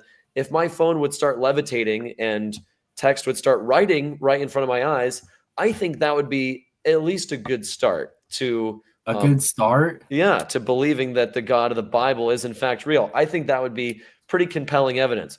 Is the only explanation that the Christian God exists? Maybe there's another explanation that I'm not aware of. But I think that if that happened, I would probably be really likely to start believing that God is real. And that exact example might seem crazy and outlandish, but it's really not for an all-powerful God. And that's exactly the kind of thing that God does throughout the Bible. He literally writes on the wall with a disembodied hand. But Jed, I don't know, man. You might just put that at probability. You might say the new iPhone update makes them fly, and that you had water on your screen and to type those things out. I don't know. That might be how you take that. And like I said, there may be an explanation for what happened. Are we ever going to develop phones that can float?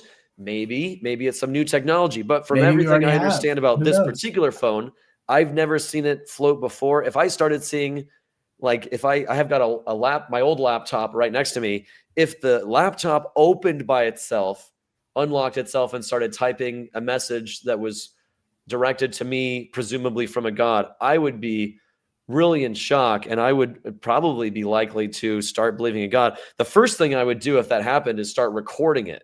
And if that happened on live stream, that would be great because it'd be recorded for everyone else to see. The views would be insane on that. It'd be great. The views I would title it Atheist Converts Because of Undeniable Proof of God's Existence.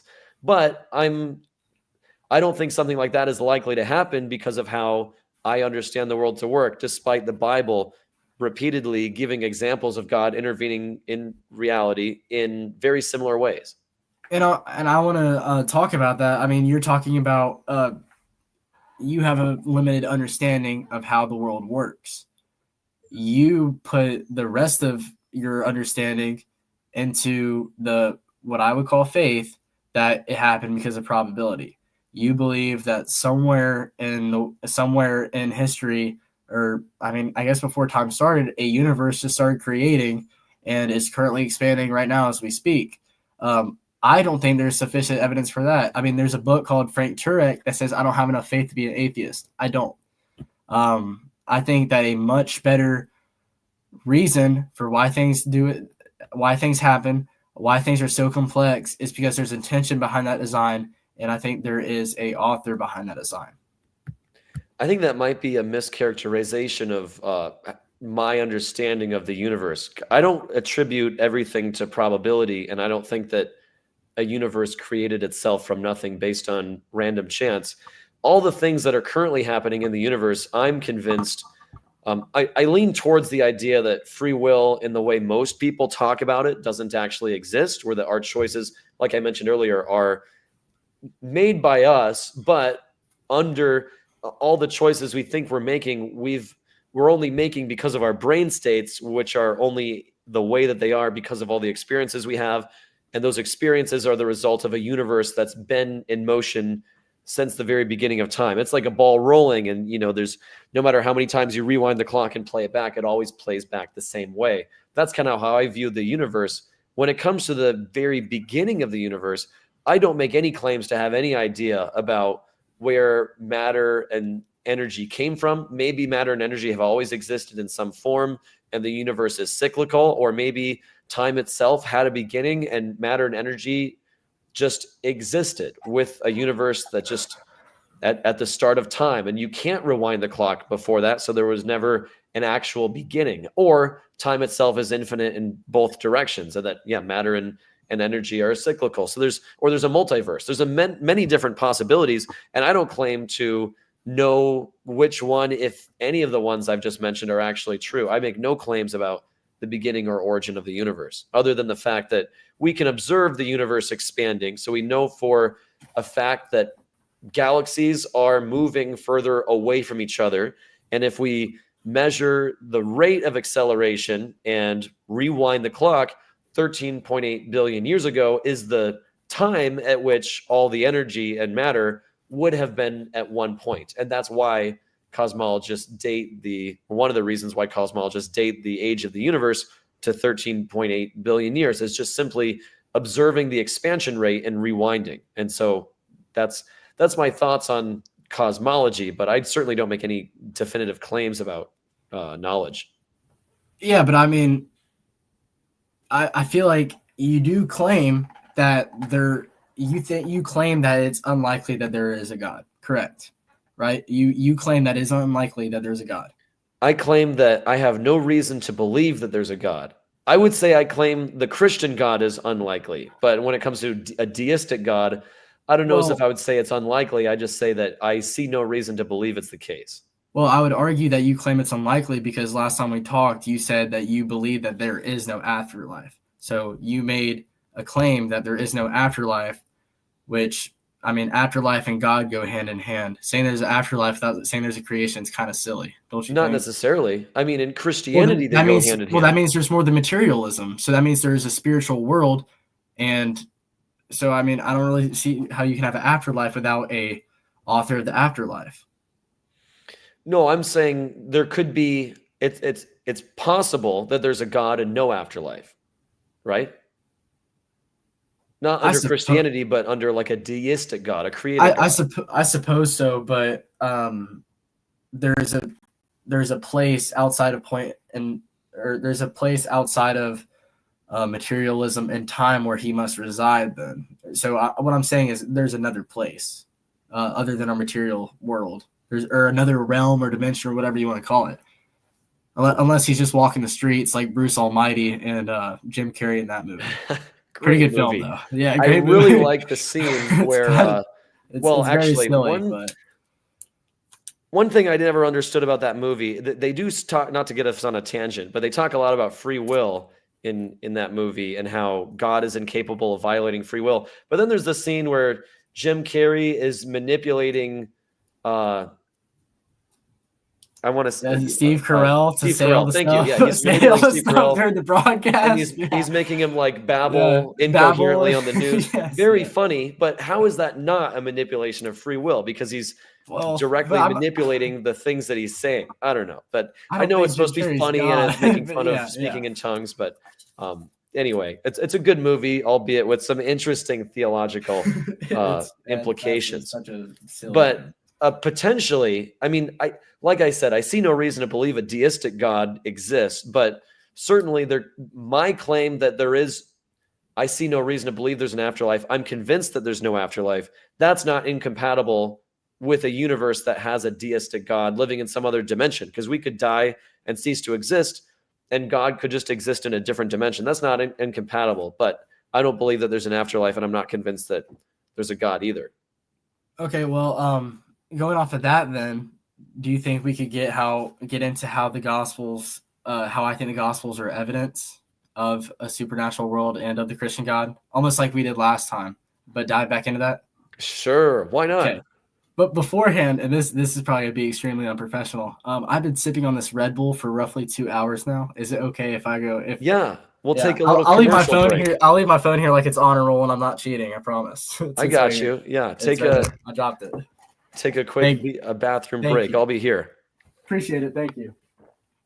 I hope you guys are enjoying the live stream. I really do like talking to Bo. He's a cool guy. While he's gone, let's review some Bible contradictions. Contradiction number 1. Does God ever lie? In Titus 1:2 says God never lies. However, in Genesis 2:17, God lies. He says, if you eat fruit from that tree, On that day, you will certainly die. That's from the ERV translation. Now, Adam, as I'm sure you know, eats from the tree but doesn't die. He goes on to live to be 930 years old, which is stated in Genesis 5:5. Now, a lot of Christians will say, Jed, a year is what is a day to God is 1,000 years. And if Adam lived to be 930, that's within 1,000 years. And so he did die on the same day because one day equals 1,000 years. Well, hang on. The verse that they're mentioning in 2 Peter 3:8 says, one day is like 1,000 years, and 1,000 years is like one day, according to God. So this excuse only works when they cherry pick the math to go the way that they want it to. But look what happens when instead of making the math go in your favor, we switch it the other way around. Now, if every day that Adam lived is 1,000 years, he actually lived to be 339,450,000 years old. So God was an even bigger liar if you do the math the other way. Welcome back, Bo. I was just entertaining the audience by pointing out a contradiction in the Bible. But I don't want to get sidetracked. Let's go to the Gospels and Thank you for talk being, about being how courteous and considering the rebel manipulated my bladder. Thank sure. you. Thank you. What's the name of the demon that manipulates? Professional thing Is it succubus? Is that the demon that manipulates your bladder? Or he's just, I don't know what he does. Anyway. I'm not sure. I'm not a specialist. You're not a demonologist? No, I'm not. I will let you know if I become one, though. I'll call you up first thing. Now, you do believe demons exist, right? I do. Yeah, I assume so because the Bible says that they do. So Jesus even casts out multiple demons within the Bible. So we were going to dive into why the Gospels are evidence of the supernatural or something to those lines, but you can go ahead. Like the main point of our last conversation. But yeah, if you wanted to kind of hone in on a claim or some sort of line of evidence that points to the Gospels being evidence of the supernatural, I'd be happy to address that. Yeah, sure. So, I mean, the first thing I think we addressed in the last, in our last conversation was talking about, I was talking about how there's multiple copies of the manuscripts and things like that. And then you brought up how just because there's multiple copies doesn't mean it's, it doesn't mean that it's the truth. You brought up Harry Potter, for example, I believe. I wasn't bringing that up to try and prove that that means it's true, but almost that it hasn't been corrupted over time, if that makes sense, or it hasn't been almost mishandled when being passed down from generation to generation. What I think makes it evidence is, I mean, I truly believe that, and I've looked into it more since our last conversation, and I thank you for that because I was ill prepared to comment on such things, but I do believe that Matthew, Mark, Luke, and John wrote the Gospels. I believe that those were written all within the first century, and I believe that they tell the truth about, I mean, me and you obviously agree that Jesus claims to be God, but I believe they tell the truth about the resurrection. And I also believe that when it's mentioned in 1 Corinthians as well, when Paul talks about it, I also believe that's true. You made a statement earlier that the Bible has, it's had no alterations or it hasn't been corrupted in any way. But there have been, there are a lot of passages within the Bible that are disputed. And one that we've actually talked about already today is when Jesus says, he who is without sin should cast the first stone, the woman caught in adultery. That's from John chapter 7, starting in verse 53. A lot of people believe this part of John was introduced into the Bible much later than the original text. Okay, and I mean, I would argue that you have the burden of proof then, since you proposed that. Yeah, I believe the if I can find it. I believe it was the 3rd century is the oldest manuscript of that particular passage. Would you say it was John 7, 58, I think? Is that what you said? Yeah, John 7, starting in verse 53, I believe. 53. All right, I'm just going to it.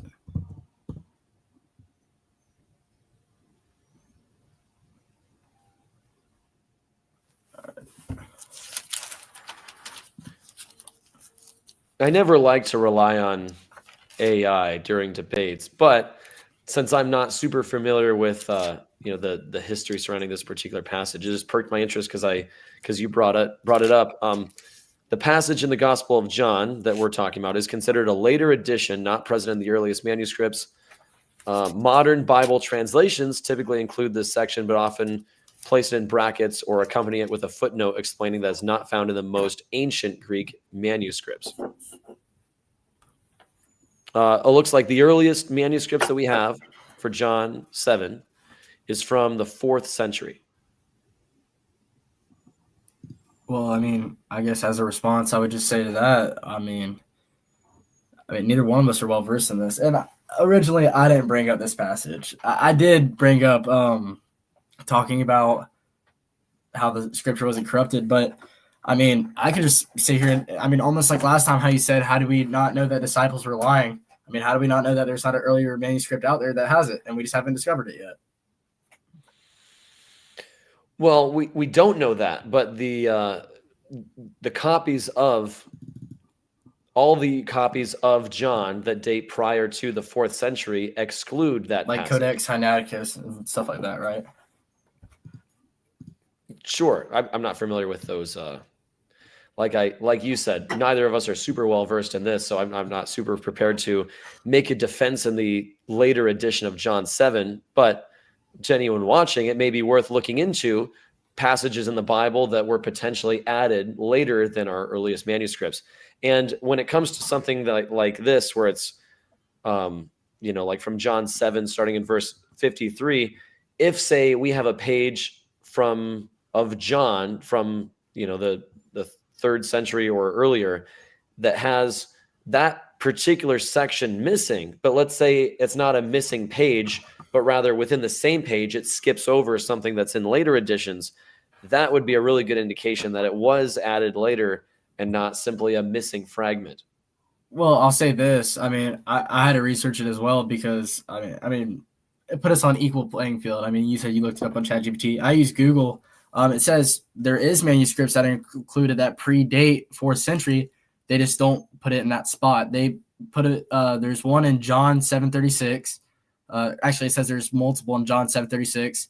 There's some after John chapter 21, verses 25 through 30. And then there's some in Luke chapter 21, verse 38 in some translations. So, the thing I guess I'd really bring up here is I guess I'll play devil's advocate against myself. If this was true, which I don't believe there's sufficient evidence to say so, what does that have to do? How does that disavow that Jesus was who he said he is and resurrected? Well, part of the evidence that you gave for that claim was that the Gospels have not been altered in any way. And even if this was a floating story within the early Christian tradition, the early church fathers are rearranging which passages are in which chapter and which book they're in. They're moving passages around.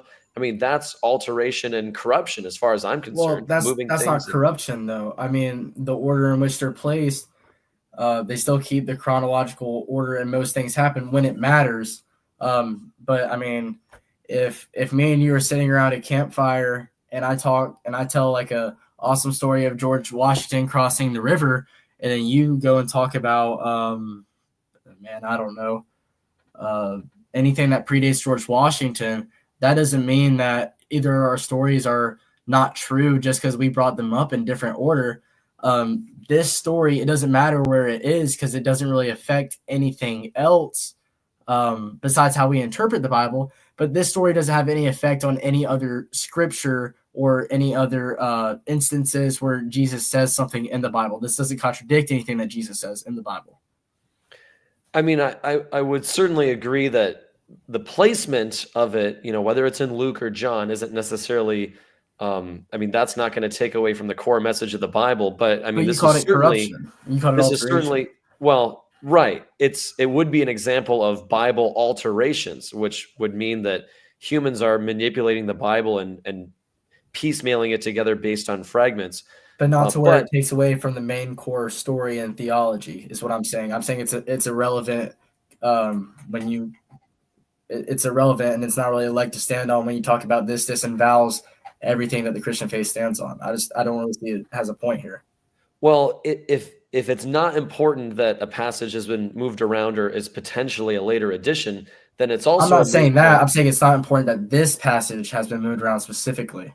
There are passages in the Bible to where if they were moved around, then it would be a corruption. I mean, I would consider this a very important passage because it affects how we treat the death sentence of these Old Testament laws. But I don't, let's say, just for the sake of argument, if I were to concede that the Bible was never altered, that still doesn't mean that the claims within it are true. All that would mean is that people are good at copying things down. No, but what you're trying to achieve here is saying that this means that the Bible is corrupted because this passage was moved around to different spots. Well, And I'm making that claim because your argument was that because the Bible has not been corrupted means that it's evidence that it's divinely inspired. well, not necessarily. I mean, it's evidence that it hasn't changed over the course of time, that people didn't throw in their own little bit of what they're like, I kind of like this, but the Bible doesn't really say anything about it. Let's say Jesus went somewhere and did this and says it's okay. That doesn't happen. Well, It seems like that's what's happening with this particular passage in John. But let's say for the sake of argument that I had no examples of any later additions to the Bible, that still doesn't, that's not evidence that the Bible is divinely inspired. Even if we had the original copies, that still wouldn't mean that everything in them is actually true. Well, I mean, I'm not trying to get you to understand that the Bible is divinely inspired right now. I mean, the way that we're both kind of looking at it is if it's historically accurate or not, and if you can trust the things that the Gospels say. I'd be glad to have that conversation with you later, but right now I'm just trying to talk to you about how the Gospels are true and the contents that within them are true. That's kind of what I'm trying to communicate right now. Sure, and I'm just trying to say that even if the Bible has never been altered, that in itself is not evidence that what it claims is true. I agree. Oh, okay. It seemed like you were saying the opposite, but if you agree, then let's move on. I'm saying this in this case it wouldn't matter as much as if I don't know, if let's say one of the prophecies, like if the temple's destroyed for the last time in the Old Testament, that's just kind of silly. Like that doesn't make sense in the stream of the events of the Bible. Just stuff like that. I'm saying that this passage, no matter where it is, I mean, it doesn't affect the core doctrine. Now, I'm talking about that as of when it's been written. So, I mean, obviously, the early church fathers or Constantine or people of those generations, they're not going to throw this in with, let's put this between Leviticus and Amos. It's just not going to happen. That's just what I'm trying to say. I agree with you, though, on that doesn't mean that it's true. I agree 100%. Yeah, and I would contest that there's a lot of stories within Jesus's life that if you were to rearrange them, it would have no impact on the core message of the story. But a story being written, and I know you're not going to submit to that this is the case, but if a story was written hundreds of years after the rest of the Bible, then I think would be sufficient evidence to conclude that that particular passage probably didn't happen, that it was made up by people long after the fact. Unless, of course, we were to think that God was like, actually one more thing, one more P.S. bit. Yeah, P.S. Let me add one more bit to the Bible. So no matter how late in addition to the Bible is, we could always claim that God is what I would consider a manipulation of people's free will in order to write down his own words. We could always claim that God is continuously doing that. But well, I mean, it does say in the Bible that no man should add on to these words. So, I mean, that's true. And the canon of the Bible wasn't even established until when was it? During Constantinople's reign, wasn't it? Yeah, it's when like they the collected the Council books of and put them Trent, I all believe, together. was one of the final. I think that's what it was. Yes, I think that's what it was. The Council of Trent was in 1545, which was one of the last periods of establishing biblical canon.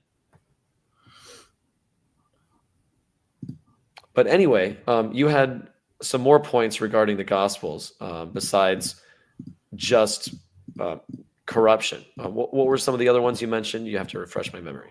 In our first conversation, you don't believe. Correct me if I'm wrong, but I don't recall. I think you believe that the Gospels were not written by who they say they were, or maybe within Jesus's lifetime, or maybe within the time of eyewitnesses, or they're not written within. Do you believe that they were written within the first century? Yeah, I'm convinced that the Gospels were written in the first century, as do most biblical scholars. The scholarship is also on my side when it comes to biblical authorship, where most scholars acknowledge that the Gospels were all written anonymously. We have not that those names are definitely not the authors, but rather we have insufficient reason to believe that Matthew, Mark, Luke, and John are the actual authors of those particular books. Well, I think something important bringing it up is, I mean, nobody. I was listening to this specifically. I was listening to a podcast about this the other day. There's not really a time where doubting who the authors are labeled as in the Bible or in the Gospels. That doesn't really, no objective really comes around to that until, after the Enlightenment age, and like probably I think in the 1800s it started getting popular. So, I guess, I don't know if the atheists just ran out of tactics. That ain't my people really. But from the evidence that I've seen, I would believe these things to be true, that they are written by who they say they are and who they're credited to. The first recorded instance we have of the names being attributed to the documents was in the year 185 CE by Irenaeus in his book Against Heresies.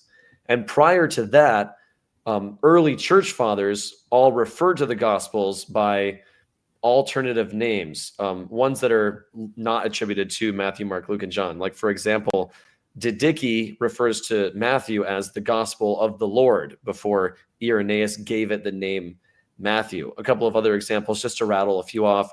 First Clement, the Epistle of Barnabas. Ignatius of Antioch's letter to the Ephesians. I'm going to butcher some of these names. That's okay. Smyrnaeus, Magnesians, Polycarp's letter to the Philippians, and Justin Martyr's writings. Justin Martyr calls them the memoirs of the apostles rather than giving them actual names. And I guess I would have to say in response to that, nobody really contributes the names to, other people. They're kind of just, I don't know. I don't really know how to go against that, because I don't really see how that's a point against it. It's kind of like agnostic, normal agnostic, I guess, is what I'd be talking about here, not agnostic atheist, but a normal agnostic versus a Christian, and agnostic being like, well, you're wrong, and the Christian being like, how am I wrong? And agnostic being like, I don't know, because they don't know what they believe. It doesn't label them as something completely contradictory to what I'm saying. It doesn't say no. Ignatius and Clement of Alexandria and Polycarp, they don't say, yeah, this was not written by Matthew. No, this wasn't written by Mark. That Luke, that guy, yeah, no, he didn't write this. And John has never held a pen in his life. That they don't say that. So I don't really see sufficient evidence to believe otherwise. And reading the Gospels in themselves, if you think that it's written by these people, that completely coincides with what's said in them. Well, you are correct in your assessment that these particular early church fathers did not contradict the names Matthew, Mark, Luke, and John, or attribute them to different authors, but simply they referred to the Gospels anonymously, which is clear evidence that the names that we now attribute to them were not yet established, and that all 9 of these examples didn't know who the author was, which is why they're referring to them in anonymous ways. And it was only after 185 that those names became popular, because Irenaeus just happened to make them up and assign them to these particular documents, and the name stuck. Well, I mean, not necessarily, because I mean, there's plenty of examples of the. I'm trying to think of what they're called. Well, I mean, I guess I call them false gospels. There are examples where there has been proven to where people, I mean, many years after Jesus' death and many years after the first century, in some cases, where they will write something to project Jesus in this light or try to disrupt Christianity, and they'll attribute it to Barnabas. Has one. I think there is a gospel of Peter where it claims to be a gospel written by Peter. There's a gospel of Mary, and there's a gospel of Barnabas. I mean, there's a bunch of them, and they are all caught because they're put underneath the same lens that these gospels are, and there's inconsistencies found in them. I think, for example, I want to say either Gospel of Thomas or Gospel of Mary says Jesus set sail on a boat and went to a place that's not accessible by water. And I think they actually trace that manuscript back to, like, I don't know, 4000 AD in Egypt or something. And you mean BC? 4000 AD hasn't sorry, happened yet. I said 4400. Sorry. Oh, okay. Sorry, I'm sorry. Gotcha. Yeah, it would be pretty crazy if an Egyptian did mention Jesus 4,000 years before he lived. I was going to say then you would have to admit. Then you would have that level of time travel may actually be evidence of the supernatural. Hey, could convert you right here based off of that. Now, there are also inconsistencies within the Gospels themselves. Did we talk last time about Jesus's trip to Egypt? We started, and then I think that's when your computer died. So. Yeah. But my view on that was, I can't remember off the top of my head, but one of the Gospels doesn't. I think one of the Gospels just doesn't include it, but it doesn't mean it didn't happen.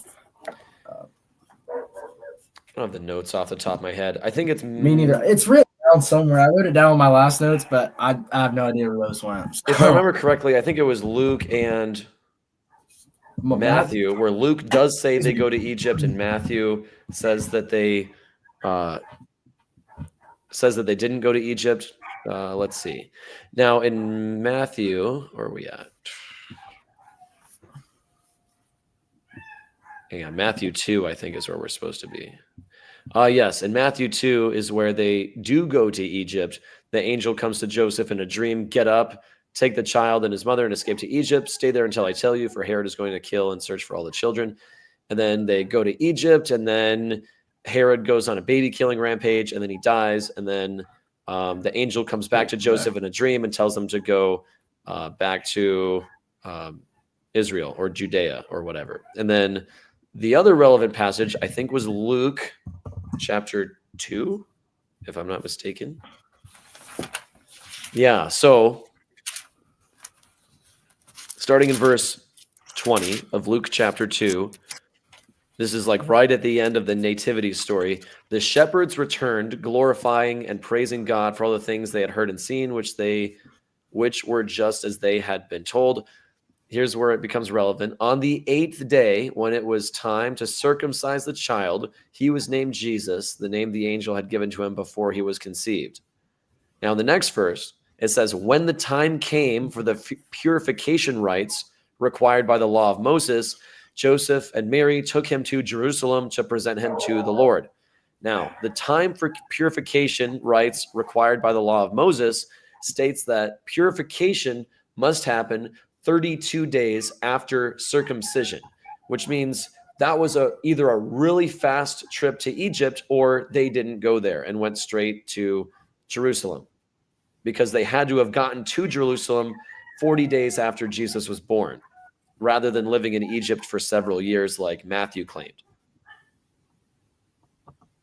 Well, I mean, I didn't look at the Matthew text, but I mean, looking at Luke chapter 2, I think when I was going over this last time and looking into it, I think I started scrolling on your profile and looking at the Bible inconsistencies you mentioned, because I was bored and waiting to start.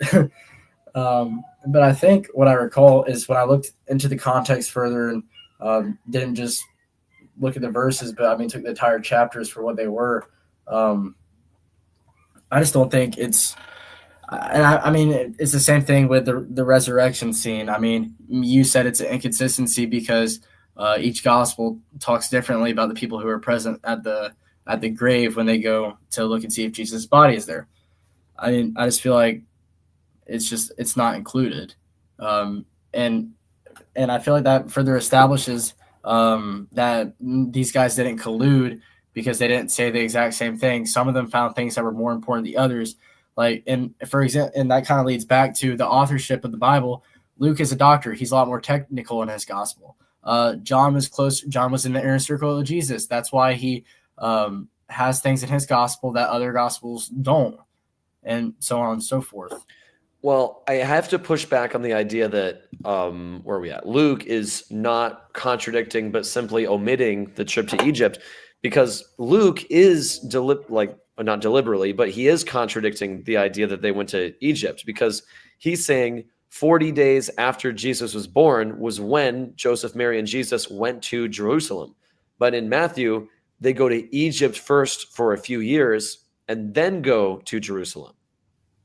Where does Luke say 40 days after Jesus was born? It just talks about 8 days were accomplished for the circumcising the In the child. next verse, when it says, when the time came for the purification rites required by the law of Moses, that's when they took him to see the Lord. The purification rites required by the law of Moses are 40 days. Let me see if I can pull up the verse here.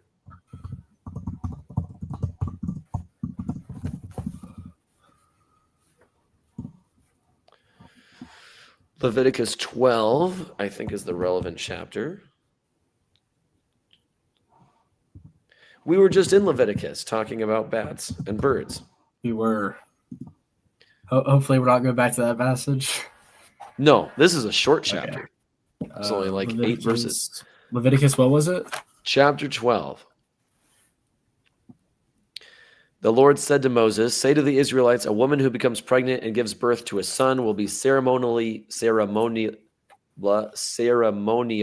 unclean for 7 days, just as she's unclean during her monthly period. Worth pointing out that women who are on their period are not unclean. That's just misogyny by the Bible authors. On the 8th day, the boy is to be circumcised, like Jesus was. Then the woman must wait 33 days to be purified from her bleeding. She must not touch anything sacred or go to the sanctuary until the days of her purification are over.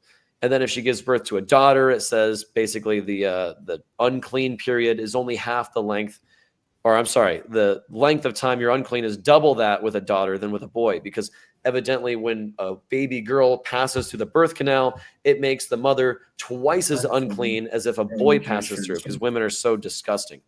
But yeah, 33 days after circumcision, which was on the 8th day, which is a total of 40 days, or maybe 41 if you do the math a little bit differently. But I think most people generally call that 40 days. Well, I mean, I'm reading the same passage as you do, and I don't see where it says day by day.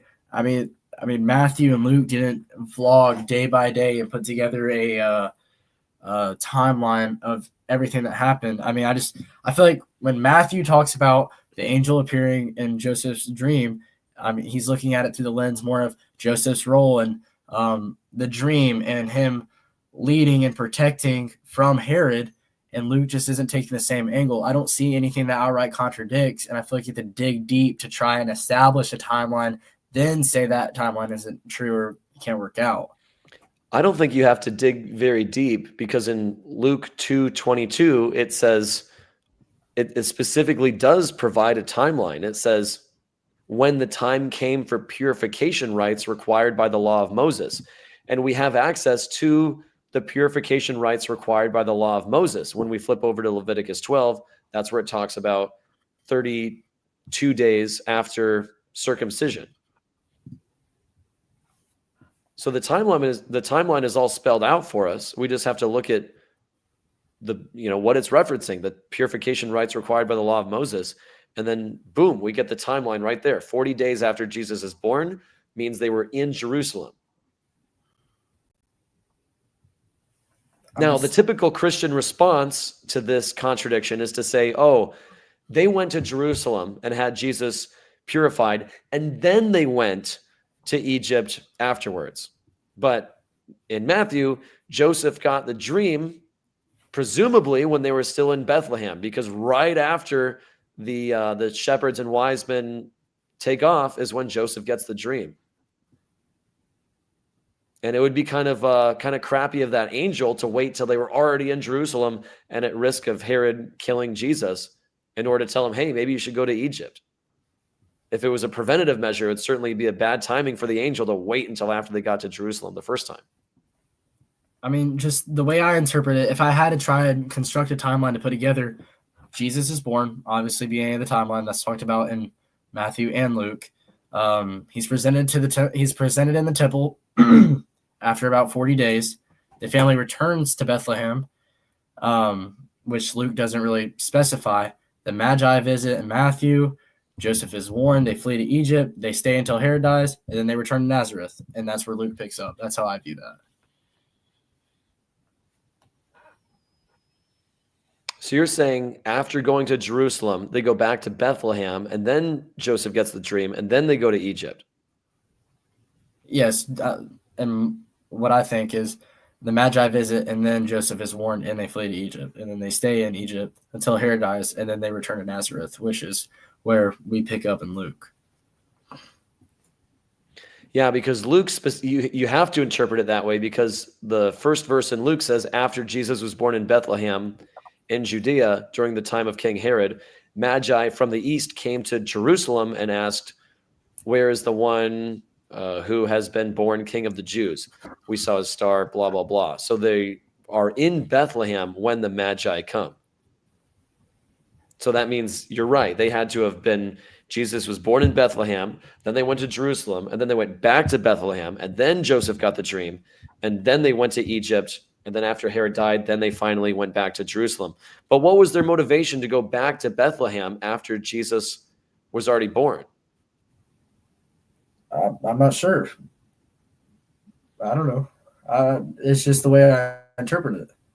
Right. It's the only possible way that you could interpret it to avoid the contradiction, because the two chapters, the two books are in contradiction to each other. Well, but it's not impossible. So you can't label that as contradictory, because if I'm talking in your sense, there's a probability that it did happen. And I mean, you can't exactly refer to it as not being true. So, I mean, it seems one interesting thing about contradictions is that to avoid them, oftentimes the apologist has to fabricate a narrative that's not present in any of the Gospels in order to reconcile all the different accounts. Okay, but if you're going to say I'm wrong, then you need to be able to prove that. I mean, this is something that is historically sound. This could have happened. There is no contradiction that this couldn't have happened.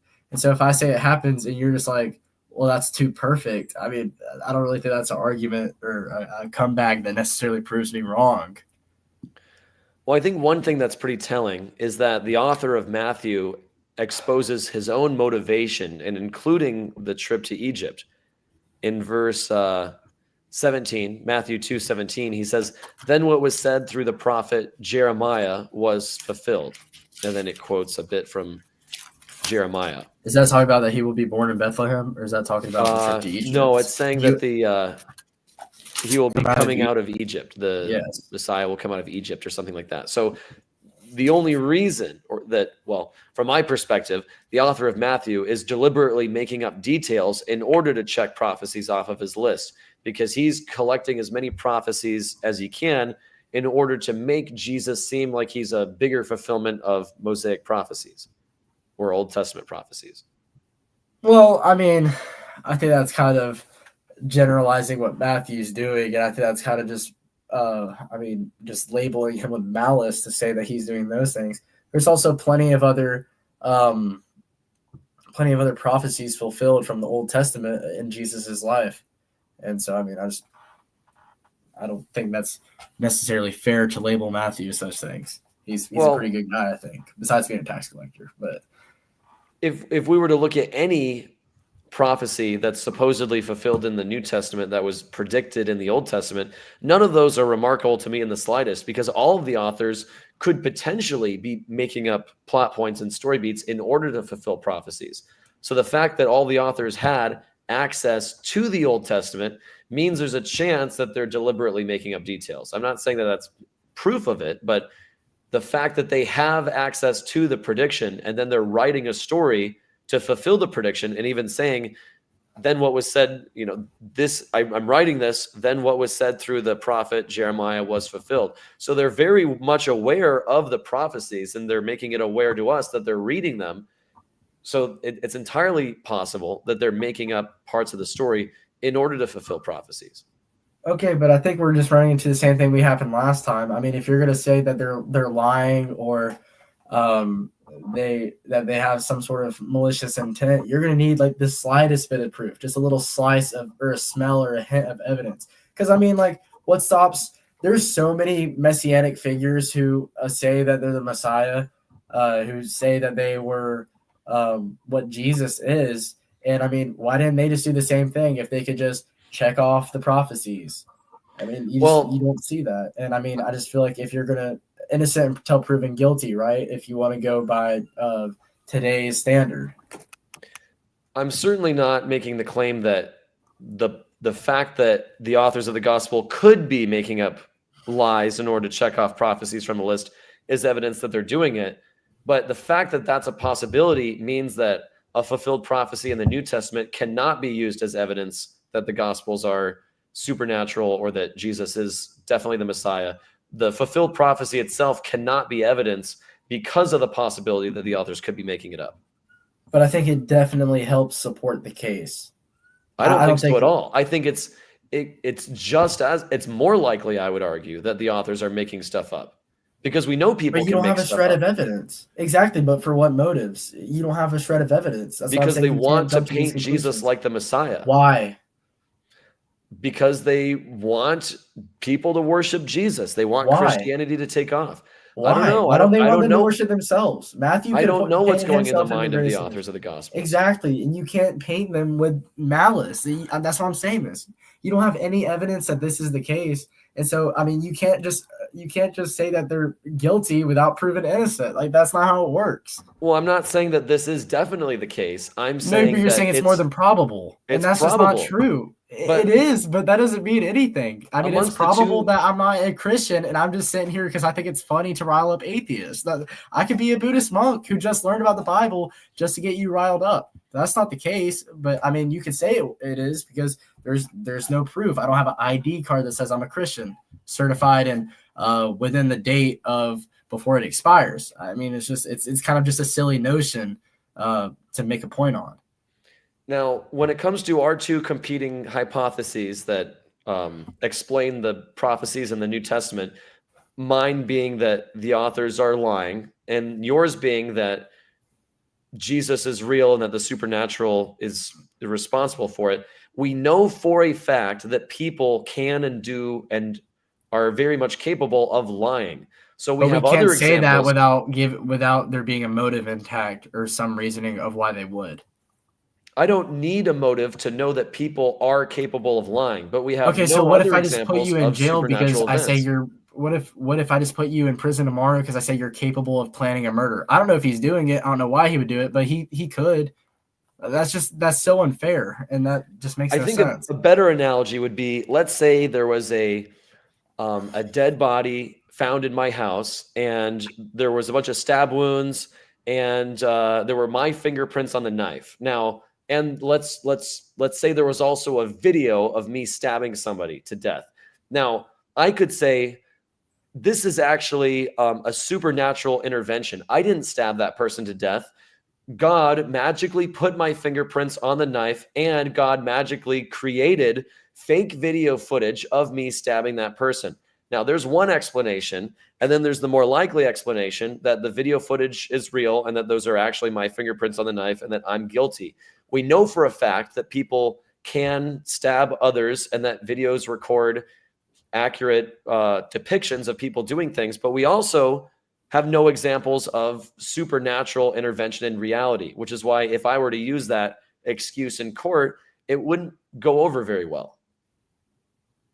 And I understand that, but I mean, I feel like it's different because it's just you can't say that. It's almost like a cop out. I mean, we were talking about this last time when I was talking about it's if you want to talk about it in terms of probability, it's just not probable, and it's not even close to being to the 50% mark. It's just, I just feel like it's almost a cop out to say, well, what if this was the case, or what if this is the case without a shred of evidence? Now, they're not saying, but there's also not a shred of evidence that it's a supernatural explanation. Sure it is. They're claiming it's something, and that's claimed throughout the Bible. And I mean,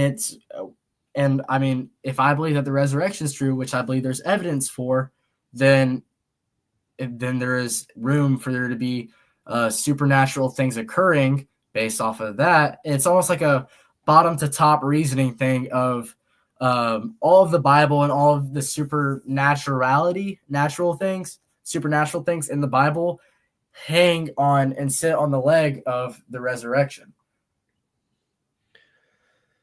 I wouldn't say that it's a cop-out to look for a more, what I would say, realistic explanation for supposed claims. The claims themselves are not evidence that they're the case. Just because somebody makes a claim doesn't mean that they're telling the truth. And just because multiple people corroborate a story doesn't mean that they're all being accurate either.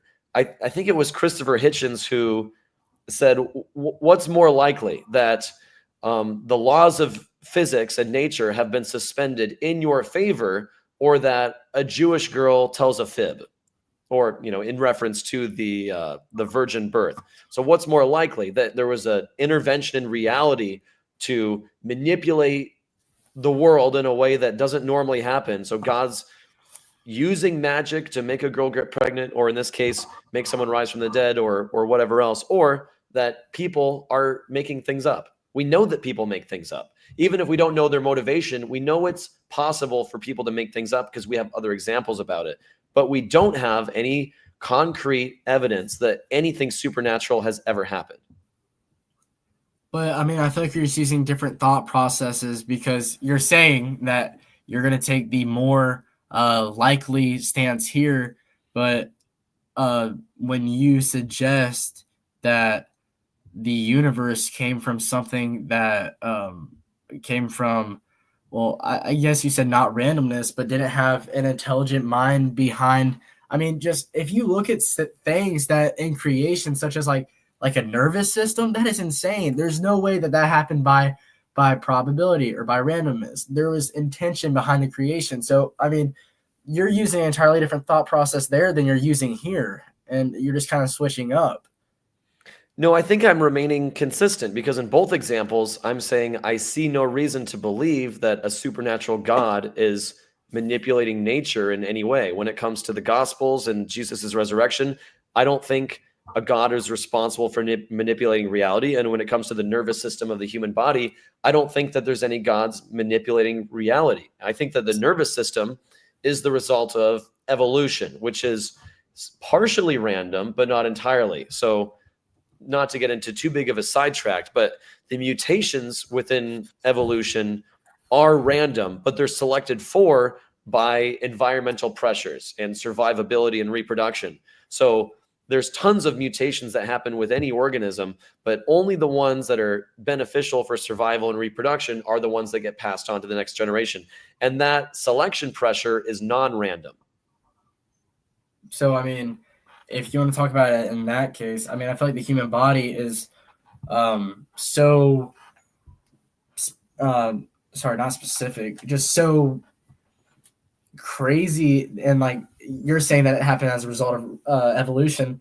Well, then, I mean, I feel like that's just as crazy to happen and to function like it does inside of us, to where we can operate as organisms who have extreme abilities over other organisms. I feel like in the same way, if that evolution is so crazy and bizarre that happened to where me and you are the byproduct and the result of such a thing, then why isn't there random iPhones laying in the woods as a result of years and years of evolution? I feel like that would be just as likely if what you're saying is true and it did result from evolution. I feel like there'd be a fully functional iPhone growing somewhere in the Amazon rainforest at this instant right now.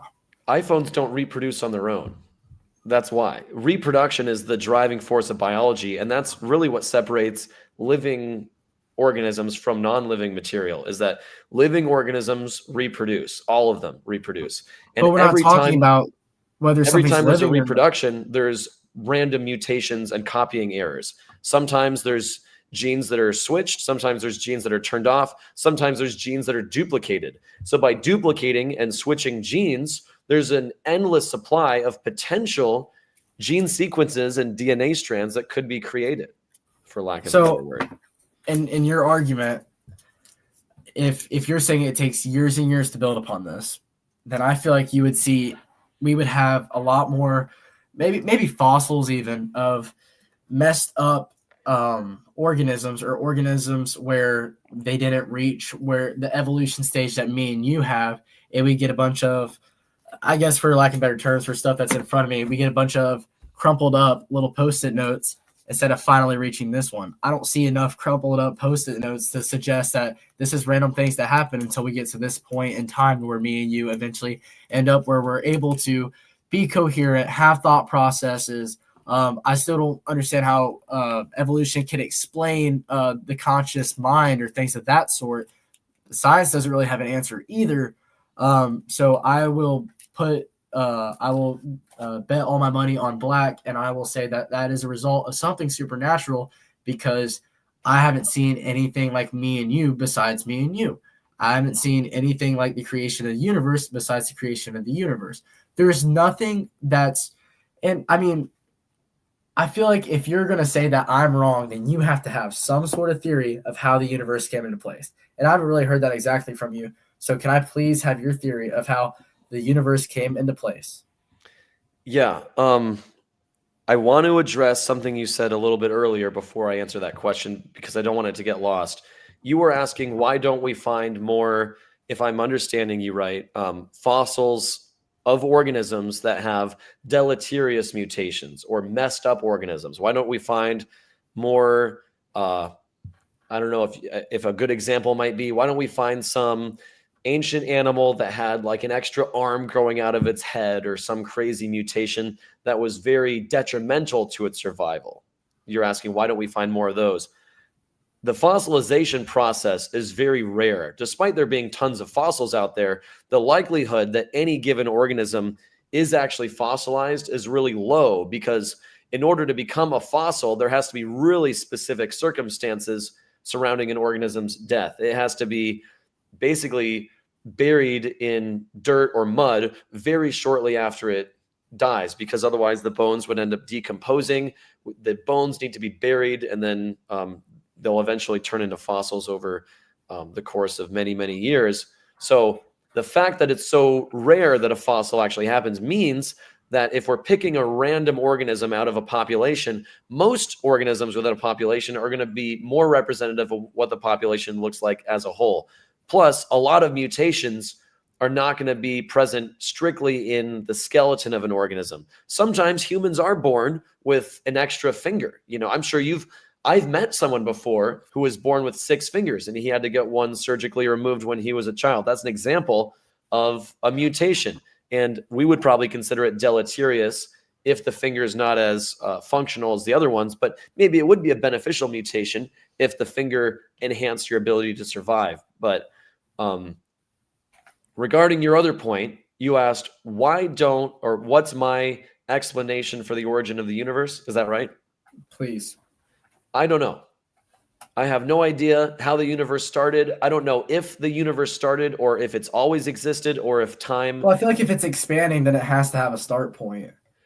The fact that it had a start point doesn't mean that it began. So if you imagine time within the bounds of a clock, if I rewind the clock until it can't wind anymore, you could call that t equals 0, time equals 0. There's no before. So there was never a time before there was matter. If I rewind the clock all the way, all the galaxies and matter come condensed as I rewind the clock into a singularity, but I can't rewind past that, which means that the start of the universe, or at t equals 0, there was a singularity. There was nothing that caused it to be come into existence because there was nothing before, so there didn't need to be a cause. That's just one explanation, Well, and the one I Christianity find the most fills in the compelling. holes, though.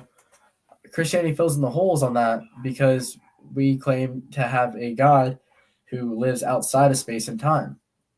So Yeah, there would have been Christianity somebody there. absolutely fills in the holes. It's the God of the gaps argument, where because there's a gap in our knowledge, you're filling the gap with God. But the fact that I don't have a robust explanation for the origin of the universe doesn't mean that your explanation wins by default, or that I we don't want a need to make one robust up. explanation. I just want.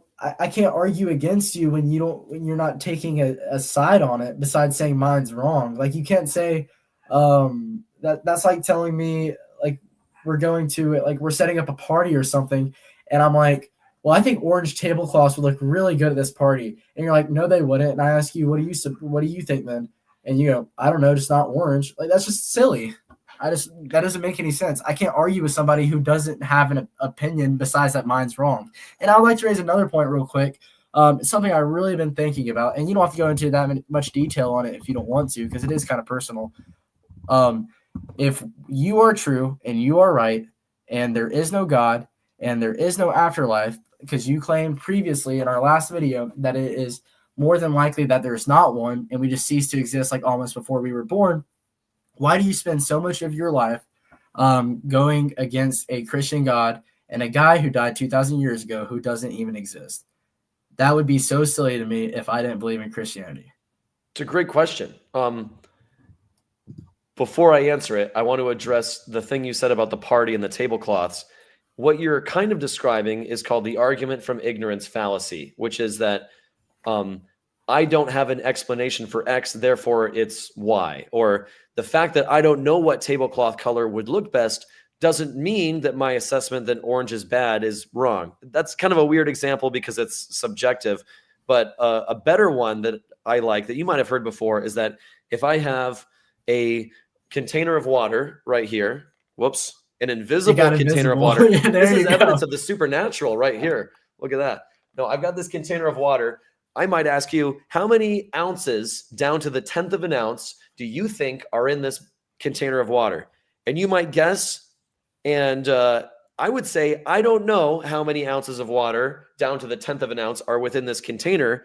I'm going to withhold information because I don't know. It could be 4.2. It could be 5.3. It could be 4.9. I don't know. I'm withholding judgment until I measure it. And if I don't have enough information, then I'm not going to reach a conclusion based on insufficient reason, because otherwise I could potentially be accepting a conclusion that's not true. So I'm going to withhold judgment until I have sufficient evidence. Can I answer on that before we move into why you do what you do? Yeah, for sure. Well, I mean, right now we can get back to Christianity later, but I don't understand how you don't think that there is any author of the universe at all. And I'm not saying like your 10th of the ounce argument, that's me saying that the Christian God's the right way. Well, I'm not arguing here off of the 10th of an ounce. I don't claim to know everything exactly. That's where faith comes in. Faith is my admission that I don't know everything down to the 10th of the ounce of water, or however your example went. I'm not claiming that. I'm claiming that this is the best possible solution. You're saying that the best possible solution is you don't know. And I think that's kind of silly. But if you want to respond to that, you can before we go into why you do what you do. Yeah, well, I think that saying I don't know is the only intellectually honest answer that you can have if you really don't know. I have no idea how the universe started, and I think it would be incredibly arrogant for me to claim I know for sure how the universe started when nobody knows for sure, as far as I'm concerned. And when you claim that you know the universe was created by a God, that's you from, to an analogy, claiming the cup of water has 4.8 ounces of water in it. And I'm saying I'm not going to make a judgment of water, and because I don't have any way to measure it. But you're saying I think it's that more you do of, in your analogy, I think it's more of like my Red Bull's just about gone because I've been sipping on it for the past 3 hours. But it's just about to there. Well, picking it up and experiencing holding it, I can say, well, I'm not saying whether it's exactly 10.4 milliliters of Red Bull left in here, but holding it and holding a normal Red Bull, I'm going to go ahead and make an inference that based off of how light this can is right now, that it's very low. And so, I mean, we can talk about Christianity and why I believe that that is the exact answer. But I mean, the argument that I would just like to present to you right now is that there is intelligence behind it. And that's kind of more of a 50-50 thing. Is there or is there not? It's not, I'm not asking you to narrow it down to exact science and get the equation right to the hundredths place on a decimal point on the chalkboard. I'm asking you, is it more likely that it is, or is it more likely that it's not? Now, that presents, okay, so is it Allah, Buddha, or any of them other guys, or Yahweh? But it's a 50-50 of whether it is or whether it wasn't.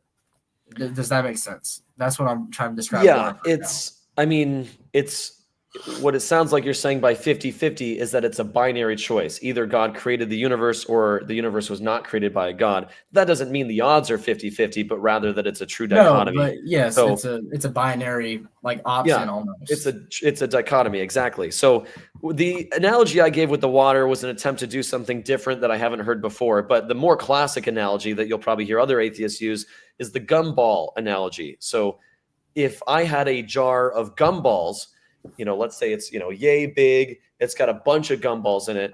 If I said, I claim the number of gumballs is odd, it's an odd number of gumballs. And you said, how do you know? And I said, well, I just have faith that it's odd.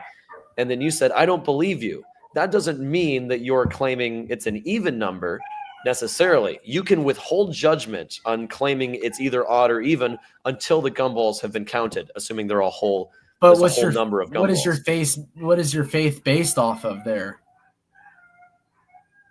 Did you fill up the gumball container? Did you watch it get filled up? Did you count them as they fell into the bowl? In the analogy, it's leaving a gap between. I mean, that's not truly a binary thing, because if you're saying that that whether it's even or odd, then you're saying it has to be this specific number. It cannot be this specific number. It might be 3, but it's definitely not 2. That's what that analogy is saying, and I just don't think that applies here. Well, in the analogy, we're assuming there's so many gumballs that you can't count you can't know if it's even or odd by looking at it. So let's say there's somewhere in the ballpark of like 211 gumballs, or maybe it's 212. We don't know. Now, in the analogy, you have no reason to believe I accurately know how many gumballs are in the jar. Let's say it's a new jar that's sealed factory shut and it hasn't been opened by me. I have no way of knowing exactly how many are in it from your perspective. I'm claiming I know based on faith, but you have no reason to think what I'm saying is actually accurate.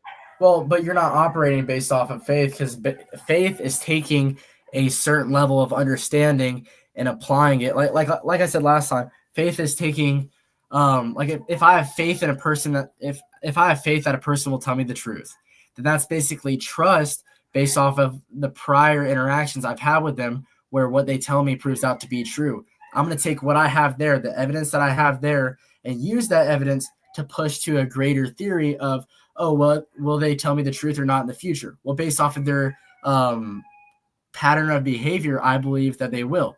That's faith. Faith is coming from some level of evidence. You're predicting, or not even predicting, you're just guessing at that point how many gumballs are in it, because you said it's factory sealed. You weren't at the factory. You haven't spoken to the factory representative. That's not the same thing as arguing for intelligent design. Well, the way that I'm using faith in that example is that when I say I have faith that the number of gumballs is odd, what I'm saying is that I believe the number is odd because I just believe it. And I don't have any evidence to believe it other than I just have a really strong feeling that it's the case. I'm not saying that's what you're doing with your faith in God. I'm just saying when it comes to the gumball analogy. I don't think that's faith. I don't think that defines faith correctly. That's more just like I'm defining hope. Faith as the evidence of things hoped for, or the evidence of things unseen. I haven't seen or how many gumballs are in the jar because I haven't counted them. I didn't see it get made. So I'm using faith instead of or in place of evidence or as evidence. I think we just disagree on our interpretation of faith, because I think faith comes from a certain level of evidence projected to a higher claim or statement or truth that you're in favor of based off of evidence. But in the gumball theory, there is no prior evidence. It's more just hope. Like, you hope you're right based off of gut feeling. I don't know. But I mean, there's no Bible when it comes to, okay, so the gumball made the Earth in 7 days, or made the Earth in 6 days, relaxed on the seventh. Gumball created humankind after Gumball's own image, and the Gumball eventually realized that nobody could be a perfect Gumball on their own that was able to blow a bubble. So the Gumball sent his son Gumball to die for the other Gumballs. Like, that's just silly to say. It sounds silly saying it. I'm laughing. I'm smiling because I just don't think it's a correct analogy. Now, I've heard many theists use faith the way I'm describing it. Now, the way you're describing your definition of faith sounds like how I would describe the word confidence, where I have a reasonable confidence based on a preponderance of evidence, or at least I'm proportioning my confidence level to evidence. Like, people will use the chair example. I have confidence that my chair is going to support my weight because I've sat in this chair for many hours. It's pretty strong. It seems pretty robust. I have an awareness that chairs are usually held to a certain level of a standard of quality. And I do have an expectation that chairs occasionally break, and I've broken chairs before. So I have a confidence level proportion to the evidence that the chair is going to hold me up. But when it comes to the beginning of the universe, whether I have a book that says that's the case or not, people that claim to know God made the universe, it seems to me like the same leap of faith required to say that the number of gumballs in the jar is odd, or it's basically just a shot in the dark. And the fact that I bring up the gumball analogy and the ounces of water just to pinpoint the argument from ignorance fallacy, where just because I don't know doesn't mean that you're justified in asserting that your explanation is better than mine or the right one. Okay, and I guess that kind of leads into why you do what you do. Because, well, if you're saying that the Christian faith, correct me if I'm wrong, I don't know if you're saying specifically the Christian faith or just believing in intelligent design in general, you're saying that that's almost like me saying that the gumballs are even an odd or even number, right? Because I think so. Are you talking about Christianity or just a belief in a God in general when you say that? Really the point I'm trying to hone in on is that saying I don't know is better than a wrong answer. And so if I don't have sufficient evidence to know how many, or to know whether the number of gumballs is even or odd, the best thing I can do is withhold judgment until the gumballs have been counted. But I mean, that's like I'm saying that analogy doesn't work in this situation, because so so in that analogy, I'm saying that I know that the gumballs are odd or even. Right. And you're saying no, they're not. Or you're saying you don't know. Yeah. Right. How can we sit here and have a 2 hour, 51 minute and 56 seconds counting onwards conversation about that? Because when it comes to gumballs, there's nothing to dispel. I can't say that, like I said, there's not a book written on the gumball manufacturing that explains the gumball manufacturing. That's just on a gut feeling. So that analogy does apply here, because then again, in your side, you're also saying you don't know, but you're giving me arguments of why me believing this based off of the evidence I have is wrong. You're giving me examples of why evidence is wrong. You're saying that the Bible is wrong or not true or inconsistent. And so we're talking about another level of thinking besides just a gut feeling. I believe in a Bible. You do not believe in a Bible. It's not just you telling me my gut feeling's wrong. There's external sources and factors besides my own thinking that lead me to think what I think. Yeah, but I have no reason to believe that the authors of the Bible have any more information than I do about the origin of the universe. So when it comes to the gumballs, let's pretend this particular jar of gumballs was sealed like 100 years ago. And since then, people have written books claiming that the number of gumballs is odd and that this tradition has been passed down for multiple generations. Does that mean I should believe that the number is odd because there's been a book written about it?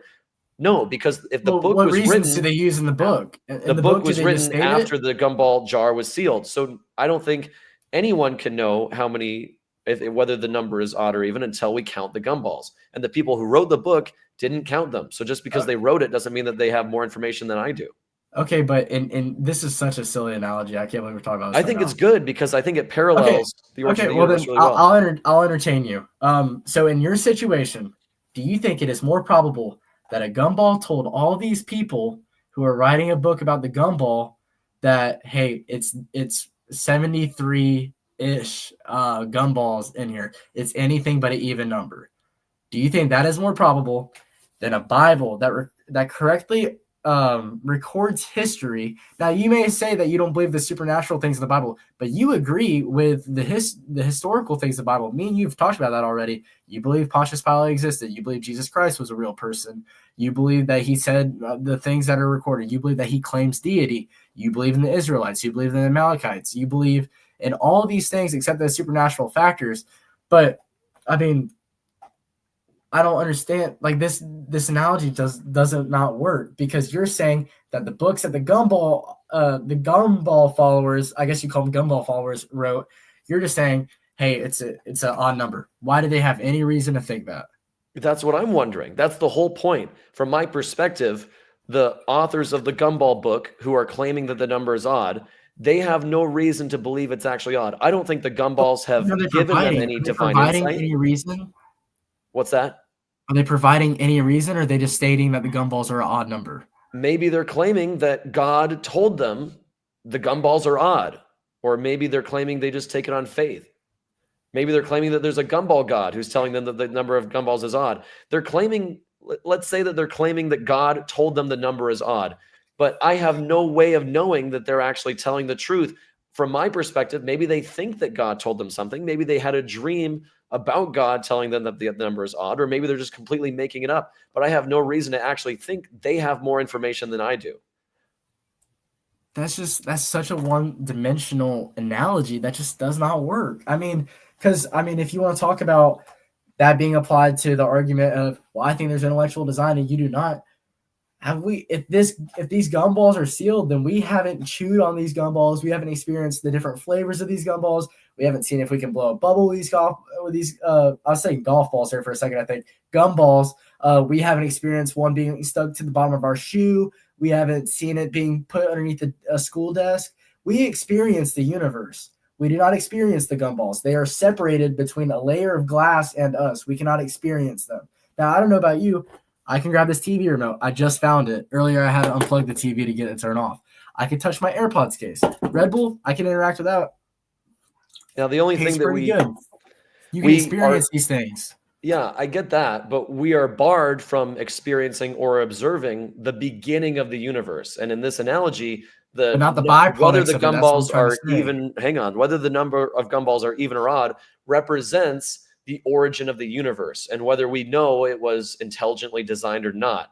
And I'm saying we have no way of investigating the origin of the universe. So I'm withholding belief that it was designed by a God or some other explanation. I'm not claiming to know how the universe came to be because I have no way of investigating that far into the past. But through like the examples that I'm using to prove for a divine creator, you can't do that with the gumballs, but you can do that with life. Because like I said, you can interact with things. You can explore the complexities of different things or different organisms and how they operate. The gumballs, you cannot interact with at all. You cannot explore the complexity of the gumballs. You don't know what they taste like. You don't know how they feel them. Heck, you might touch one and it might evaporate in your fingers, but you don't know because it's between a layer of glass and you. That doesn't work, and that analogy does not work in our universe because, like I said, you can interact with this universe. You cannot interact with the gumballs. In the gumball analogy, it doesn't mean that this is the only gumballs in the entire universe. There are other gumballs besides the ones in this jar. But the point is that how do we know that these are gumballs? You cannot investigate the beginning of the universe. How do you know how the universe started? Based off of the byproducts of it. The objects that are in front of you, your phone and your pencil and your AirPods case, those are things in the present, but we have no way of investigating the origin of the universe. They are byproducts of the creation of the universe. You cannot explore or interact with the byproducts of the gumballs, of those specific gumballs. You don't even know if those are gumballs. You just think so because they're in a gumball container. It's such a silly analogy. And we've been sitting here talking about it for like 30 minutes. But you have no way of knowing how the universe started. You can't investigate or experience the beginning of the universe. All you can do is look at things in the present that tell you nothing about how the universe, well, they tell you some things about the origin of the universe, but from my understanding, all that we can learn about the origin of the universe is approximately when it happened, and that matter and energy were condensed into one point. That's all that we know. But why? Based off of carbon dating, something that's extremely experimental and proven to not be true in most cases? No, carbon dating doesn't tell us anything about the beginning of the universe. Rock layers? The Earth existed long. Rock layers and carbon dating will tell us things about the age of things that are on the Earth now. When it comes to the beginning of if you carbon date an asteroid. When it comes to the very beginning of the universe, the way that we've determined that it happened about 13.8 billion years ago, like I said, is measuring the acceleration rate of galaxies moving away from each other, rewinding the clock until the point where they're all at a singularity. So how do you do that with the gumballs? You can't. That's the whole point.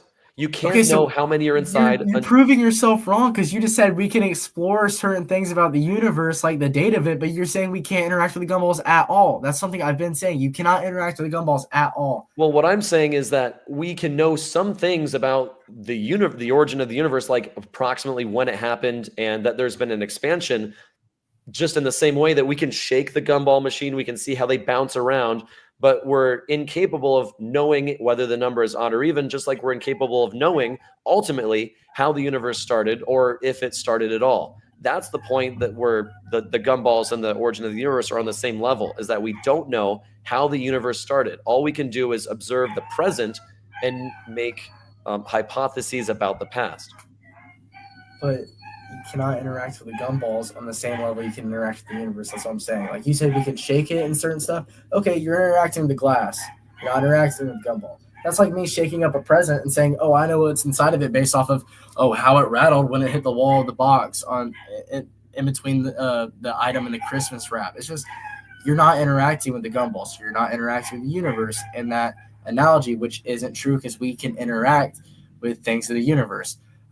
Scientists can interact with atoms, literally the makings of material in the universe. That's how we have things like the Manhattan Project and the bomb. They split atoms. They are directly interfering with the smallest, most finite things that were used in the creation of the universe. You cannot do that with the gumballs. It's a silly argument. It's a silly analogy. We don't know how the universe started, and I'm not aware that you have any way of investigating that. That's why the analogy is comparable, because you can't look into the past, and we have no idea what happened before Planck time, before the expansion rate started. But I'm not saying that it happened. I'm not saying I know it to an exact detail because I was there or I've seen it. I'm going off of something that says, hey, there was a guy, or not a guy, there was a God who was there and who did experience it because he did it. And everything is, I like something that a lot of apologists always said, and I think Charlie Kirk said it a bunch. He would talk about, okay, I saw that. But he would talk about, I did see that. He would talk about if you apply anything that the Bible tells you to do, you're just going to live a better life. If you apply the things of the Bible, you're going to live a better life. Do not steal. Do not covet your neighbor's wife. Ooh, such awful things. Nobody should do that because the Christian faith is wrong. Beat your slaves. Okay, well, I mean, directly in the New Testament, Paul, there's an entire book, Philemon, however you want to pronounce it. Philemon, yeah. That's where Paul advocates for the freeing of one slave because they're buddies, but he's not advocating for the abolition of slavery overall. Well, that's not true because, and literally in Paul's work, he says there's neither, I don't remember exactly how it goes, there's neither Greek or Jew or man or woman or slave or master. And I can't remember exactly how it goes, but it says something along the lines of that. You're referencing Galatians 3? I think it's somewhere in Galatians 3. It might be 3:20. I'm not sure. I got it right. Galatians 3:28. There is neither Jew nor Gentile, neither slave nor free, nor is there male and female, for you are all one in Christ. Now, I'm glad you brought this verse up. If we're to interpret this as an abolition of slavery, because he says there's neither slave nor free, that means Paul is also abolishing gender, because he also says, nor is there male or female. That means we are no longer to acknowledge the differences between men and women. Men and women are no longer categories men and women are exactly the same. Everyone is gender neutral. Is that Well, what I you mean, believe? And we or can is get that a what you think different Paul is trying to say?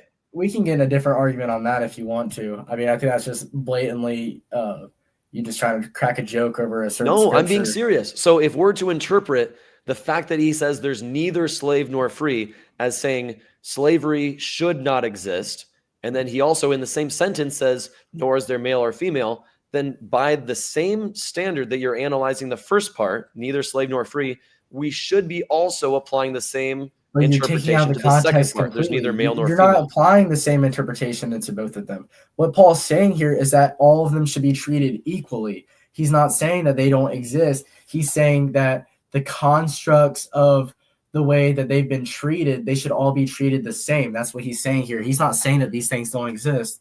So you're telling me that Paul's saying that there's no such thing as a Greek person and there's no such thing as a Jew. That is No, insane. I'm saying that that's part of that verse, and that's the way you're categorizing the male and female thing. Yeah, well, I that's the ridiculousness of the way that you're interpreting it. That's the ridiculousness of the way you're interpreting it. You're saying no. So what I'm doing is trying to take your interpretation and apply it to a different part of the verse. So I agree that that's ridiculous. My interpretation is that he's not abolishing Jews and Gentiles or slavery or male and female roles. He's saying you are all one in Christ. I'm not even convinced he's saying everyone should be treated equally. He's saying that we are all one in Christ, that we're all part of the same church, or that we're all we all belong to Christ. We're all part of Abraham's seeds and heirs to his promise. So if it's saying that you are one, how do you want to treat yourself? Do you want to treat yourself like you're a slave? Do you want to look down on yourself because society looked down at women at that point? No. Treat yourself how you want to be treated. I believe that's reflected in this statement. It's talking about something that's reflected through the Bible constantly is that we're all made in the image of God.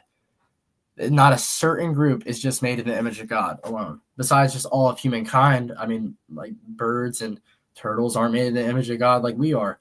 So, I mean, that's not how I'm interpreting the scripture at all. Yeah, I would say that if we are to treat males and females differently now, then it's perfectly fair to assume that we're still able to treat slaves and free people differently now too. Well, just because society does something doesn't mean that's what the Bible told them. It's a whole prescription versus description thing. Right. So when we go to Leviticus 25, we can see exactly how God prescribes the treatment of slaves. Starting in verse 44, do we live underneath the old covenant? No, not according to covenant theology. But here's the thing about slavery. It was never abolished. So if after the new covenant and the old covenant's abolished, that doesn't necessarily mean every single rule gets an uno reverse and that now slavery used to be okay, but now it's banned. An equally valid interpretation would be that we used to only be able to own foreign slaves for life, and Israelite slaves we could only keep for 7 years.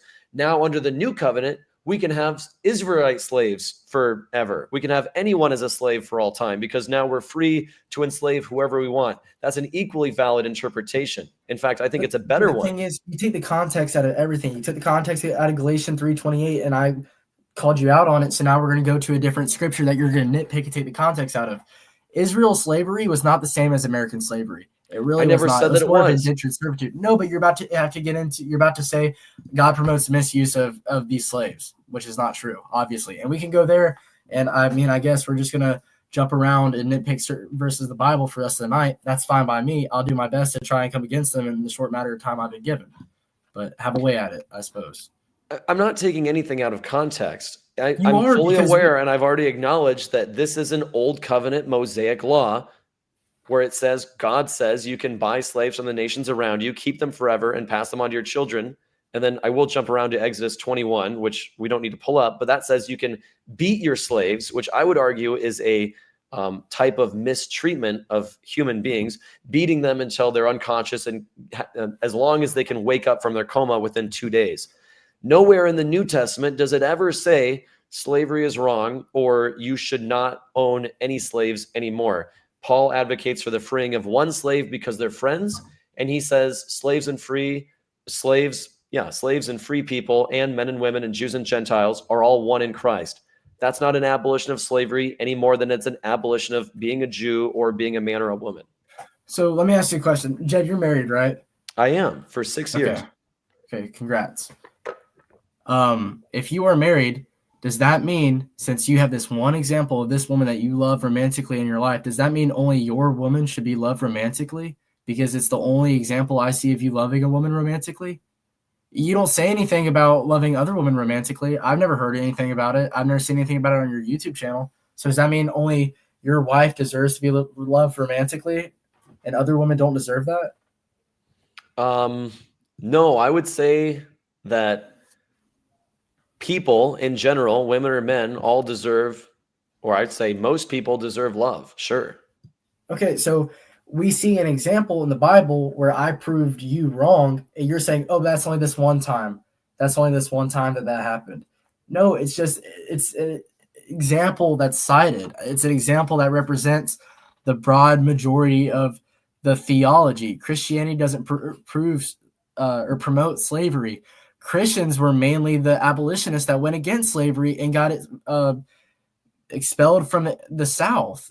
And who in the South was advocating for slavery? People who claim to be Christians. Right, exactly. The same people who claim to be Christians were also the ones fighting to abolish slavery. So there's Christians on both sides. Yeah, so but one of them's twisting God's doctrine and the other one's not twisting God's doctrine. I'm not talking about we go to a Yankee in the South and the North who said no, slaves are bad. I'm not talking about going to somebody in the antebellum South who says, no, I like me some slaves. I'm talking about looking at the word of God. I'm not talking about looking at it through the lens of another person or what they believe is right or wrong. I mean, obviously the South interpreted the Bible incorrectly and used that to be able to promote their own desires and things of that nature. If anything, you're kind of arguing in the same position a Southern person would back in that time period. Yeah, and I think those people in the South actually had a more accurate interpretation of the Bible than you do, because they were just straightforward reading what God said and the fact that slavery is never condemned anywhere in the Bible. Never does it just strictly say slavery is wrong, don't own slaves. It never says that. It says, set them back as your brother in Philemon. We just went over that example. That was for one particular slave. No, it's only said one particular time because it gets the point across. It doesn't get the point across.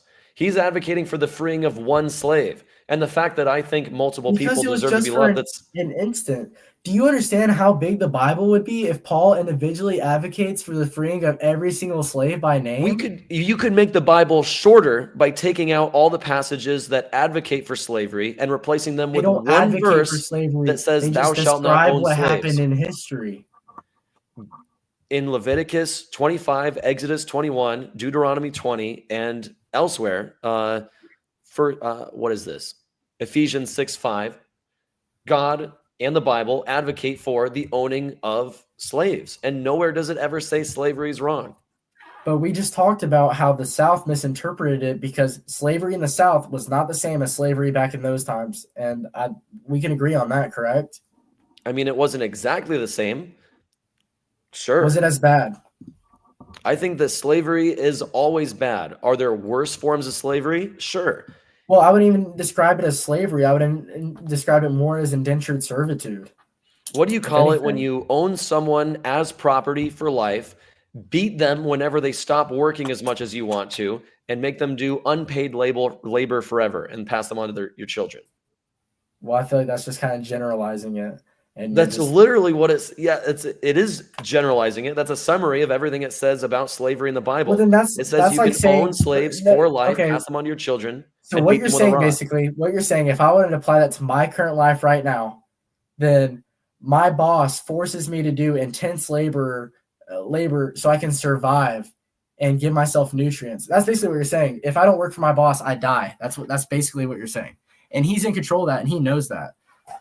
My gift of working for my boss is life, because then I'm given money to provide to keep myself alive. If I didn't work for my boss, then I wouldn't have money to do those things.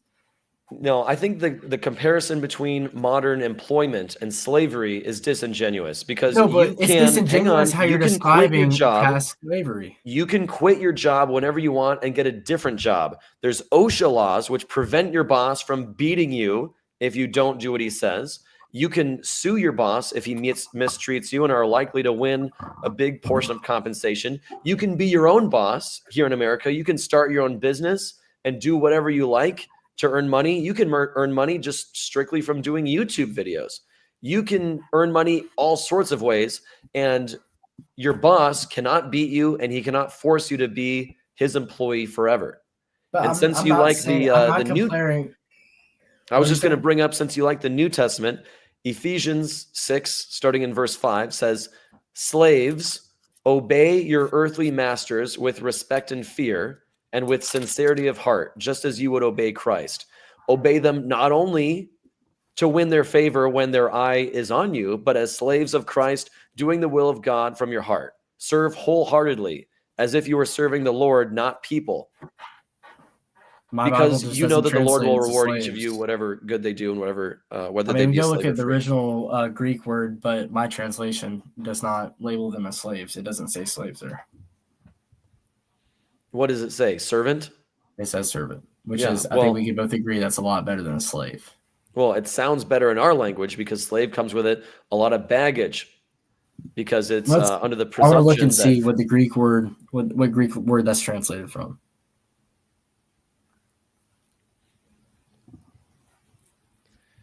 yeah, I'm not entirely sure about Ephesians, but one thing I do know is that in Leviticus and Well, Exodus, you brought up Ephesians, so we'll just go over that first, and yeah, then we can yeah. go wherever I we thought you want were to. looking it up while you were doing that. One thing I'll just point out is that the Hebrew word for slave in Leviticus, where it says you can own slaves forever and beat them in Exodus, is the same word used to describe the Israelites' enslavement in Egypt. So it's the same kind of slavery the Israelites were persecuted under that God advocates for on their behalf, owning foreign slaves. Okay, so I searched up, and we can kind of go back to that verse you were just discussing, but I searched up the Greek the Greek original words of what our translations are derived from. So slave in your translation and what's servant in mine comes from the Greek word doulos, and it means bondservant or one who is bound to another. So that could just be somebody who's a contractor or somebody who's on contract. That doesn't necessarily mean that they are a slave in the way that we connotate it today. And then I asked even about master, and it says kurios is what the Greek word originally is for that, and it means lord, master, or one with authority. So it could mean somebody of legal authority, or it could be even referred to God himself.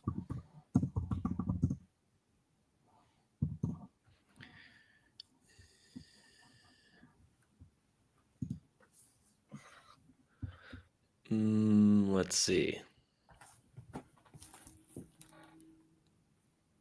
Hang on, I'm looking up something really quick.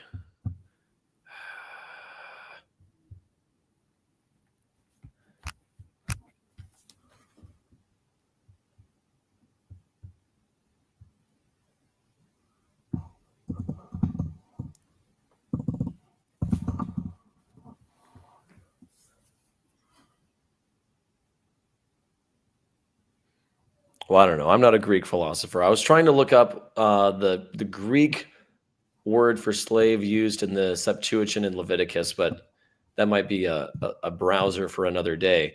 Now, do you think that slaves should have to obey with respect and fear? Why doesn't it say servants? You know, whether you call them slaves or servants. If I were God, I would have written, serve, do some good hard work, but have respectful boundaries. And if you feel as though you've been mistreated, speak up and talk to whoever's in charge of your boss and try to get some compensation for your mistreatment. Well, like I was saying, the Bible is not written to us. So if we put it into our context and say, why didn't God put it this way where it sounds good in our context? We can't do that. You can't do that with any history. You switch the script, because a moment ago you referenced Charlie Kirk saying if we behaved in our modern day the way that the Bible prescribed, the world would be a better place. Okay, if you behaved in any generation what the Bible describes, it would be the world would be a better place. I'm not saying that. I just said specifically, if you wanted to do that in our modern day, then the world would be a better place. If you did that 100 years ago, the world would be a better place. If you did that 200 years ago, the world would be a better place. 300, 400, so forth, all the way back to when the Bible stated it itself. Yeah, I very much disagree. I think that the Bible, Old and New Testament, are both overall horrifically immoral. And the stuff that the Bible promotes as moral behavior, like owning and beating slaves, is completely repugnant. And I want nothing to do with it. And I think that the world is would be a lot better off had the Bible never been written. And I think that ever since the abolition of slavery, the world's been much better place. And that happened despite Christianity, not because of it. It happened because Christians knew better than the God who supposedly wrote their own Bible. Well, I mean, we just went over the Bible doesn't. The Bible goes against moth in here. The Bible does not promote slavery. It did not promote slavery in the South. Christians led the charge against slavery in the South. Yeah, Christians also led the charge in favor of slavery from the South. But I would argue that those were not Christians. They just used a doctrine that was primarily used as authoritative at the time, and they twisted the words, often like atheists do, often like Muslims do, Islamists, to benefit what they wanted to do.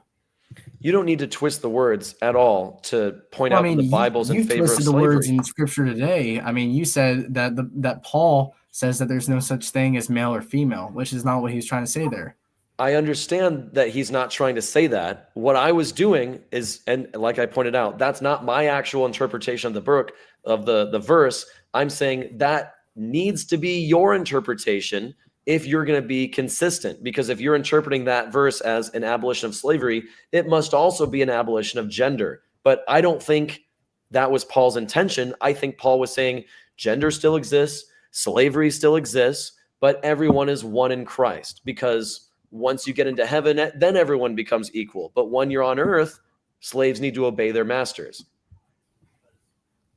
Okay, well, I mean, we can go back and forth about this all day. I mean, but it's obviously not slaves, as we just went over, in the sense of how we think about it.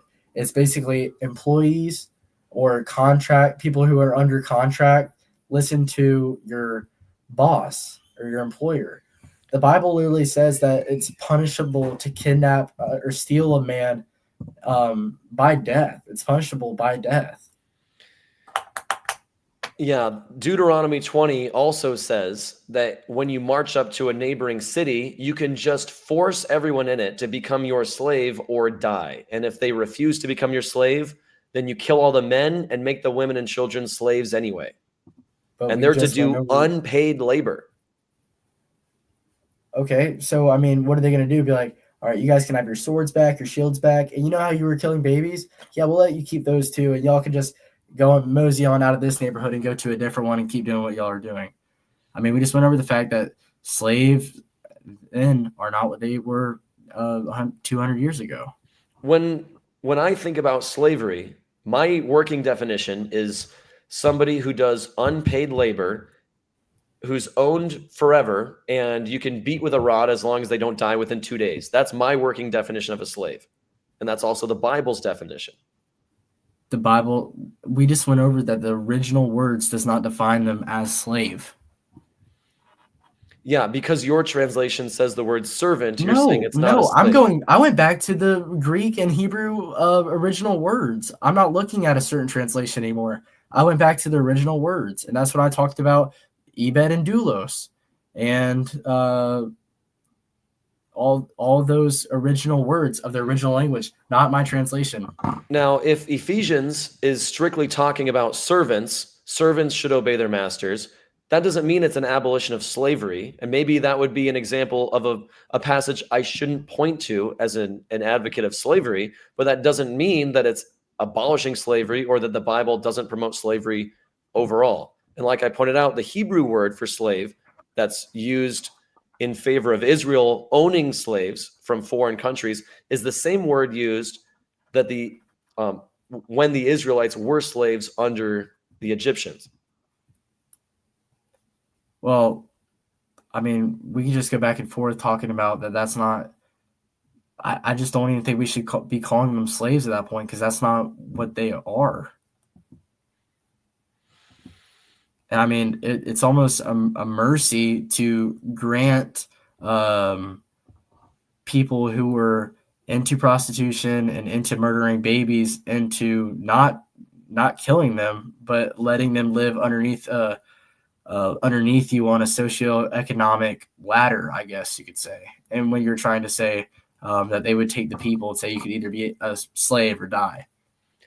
Yeah, I don't think that's mercy at all. I think that's probably the most barbaric thing I've ever heard. The idea that the Israelites were showing mercy by walking over to a different tribe and killing all the men and enslaving all the women and children, and that's somehow merciful. I think that that's the most disgusting thing I've ever heard in my life. I think that the best thing the Israelites could have done is just leave those other tribes alone. If they want to do Leave the tribes that are prostitution, which killing is children completely alone and fine, smashing I their don't think heads against prostitution rock. should be illegal.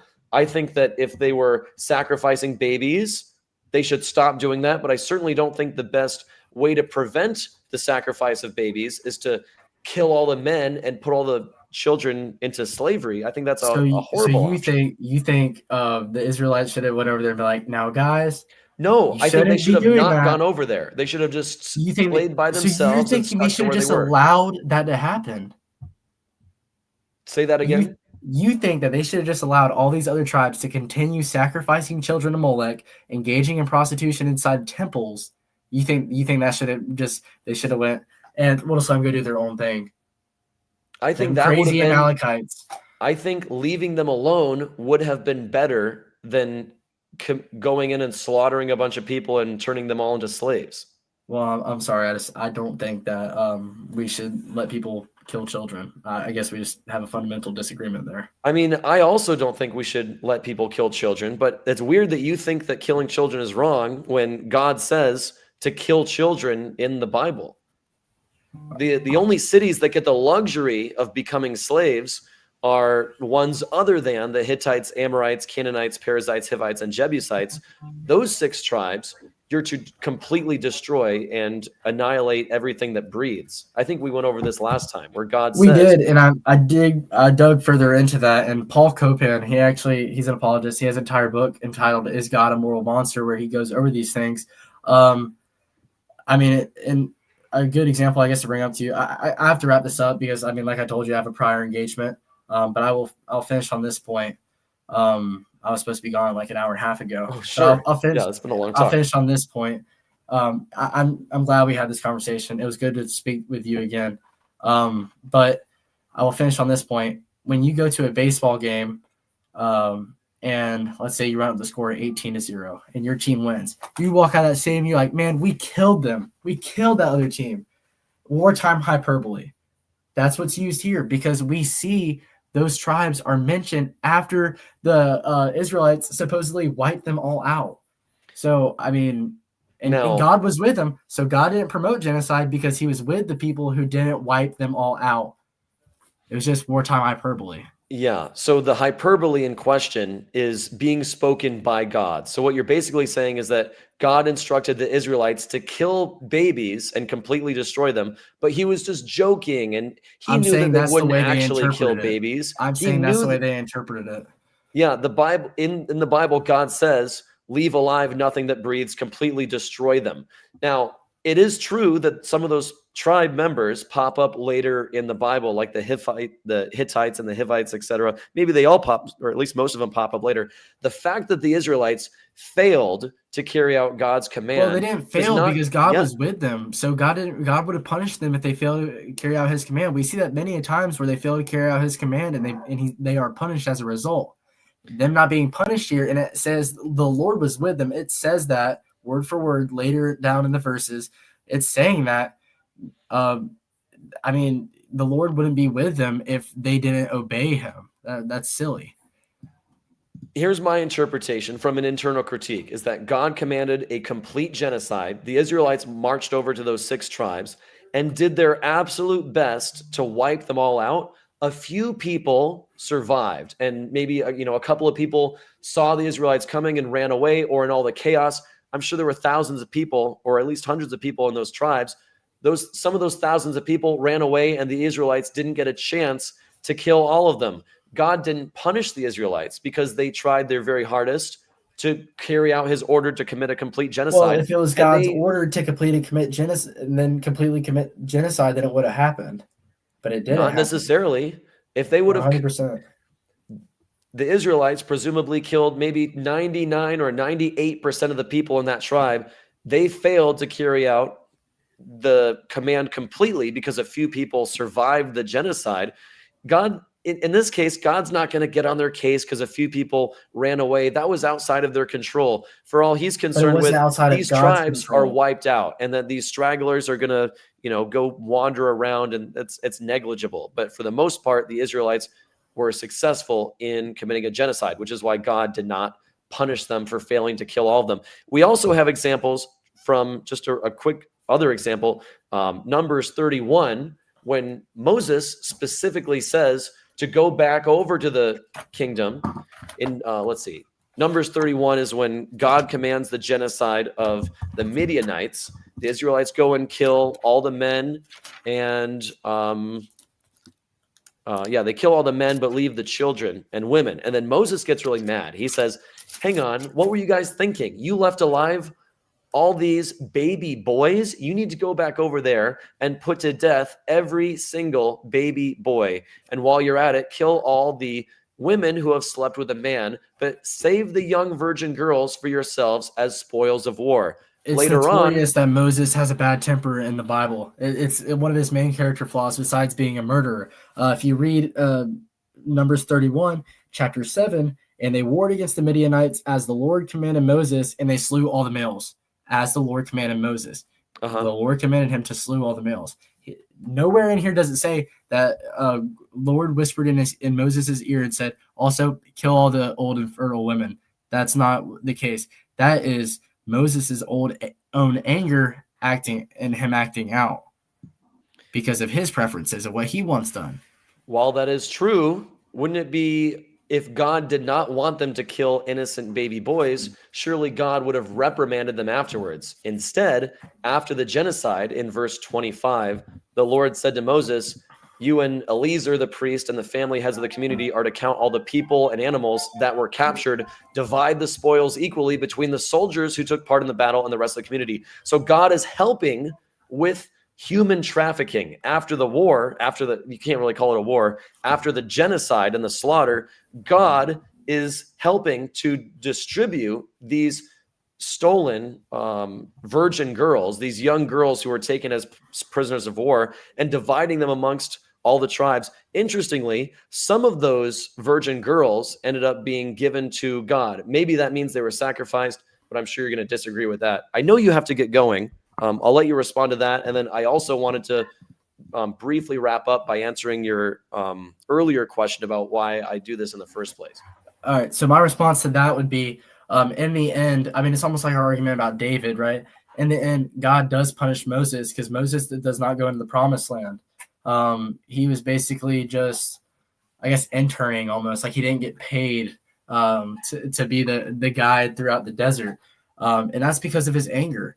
And so when we see this, Moses is ultimately punished in the end for what he's done, just like each and every person on this earth will be punished for what they've done. And so, I mean, the Bible is describing these things, but it's not prescribing these things. Moses' death, when Moses died, I know for sure that it never says this is because you advocated for the killing of innocent babies in Midian. No, but it's because of his anger and the lust of the things that he wants, of revenge and stuff that comes from that anger. That's his main character flaw. We see that throughout in the Bible. That is his main character flaw. That's why he murdered somebody, because he was mad about how they were treating one of his fellow people. And then he buries them in the sand. Yeah, but that doesn't necessarily mean that God was displeased with the genocide that took place in Midian. Well, how do you know? It doesn't explicitly say that God was displeased with the genocide in Midian. You're assuming that that's the case. You're assuming that God that's the case. You're assuming that he was pleased about it. Well, first of all, he's the one that instructed them to take vengeance on Midian in the first place. And then later on, after the genocide, not only does he not reprimand them for killing innocent boys, but he also helps with the distribution of their prisoners or their sex slaves. Wait, so what does God do before what you said about the helping disperse the sex slaves or whatever? What does he do? He tells Moses to take vengeance on the Midianites for the Israelites. No, you says he punishes them for the unrighteous killing of Oh the no, boy. I said not only does he not punish them, he doesn't say anything about it. God doesn't say you shouldn't have done that. He doesn't punish them for killing innocent boys. I He was doesn't about say to anything say, I was about about to get you to try and cite scripture there because I was like, I don't read Yeah, that. he's silent about it. All he does is help divide the spoils of war, which include the virgin girls. But I mean, like we just keep going in circles about that. God didn't do that. God gets on.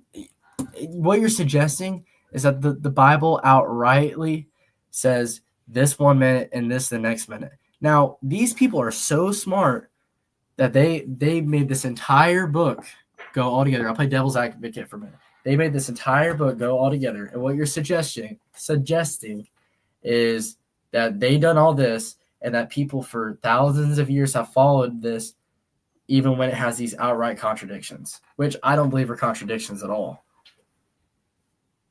Yeah, the Bible's filled with hundreds of trillions of contradictions. Absolutely. And people follow it despite that. And we can go back and forth on that all day. I mean, I got bored because we started late last time and I was moving along, easily debunking all your so-called contradictions.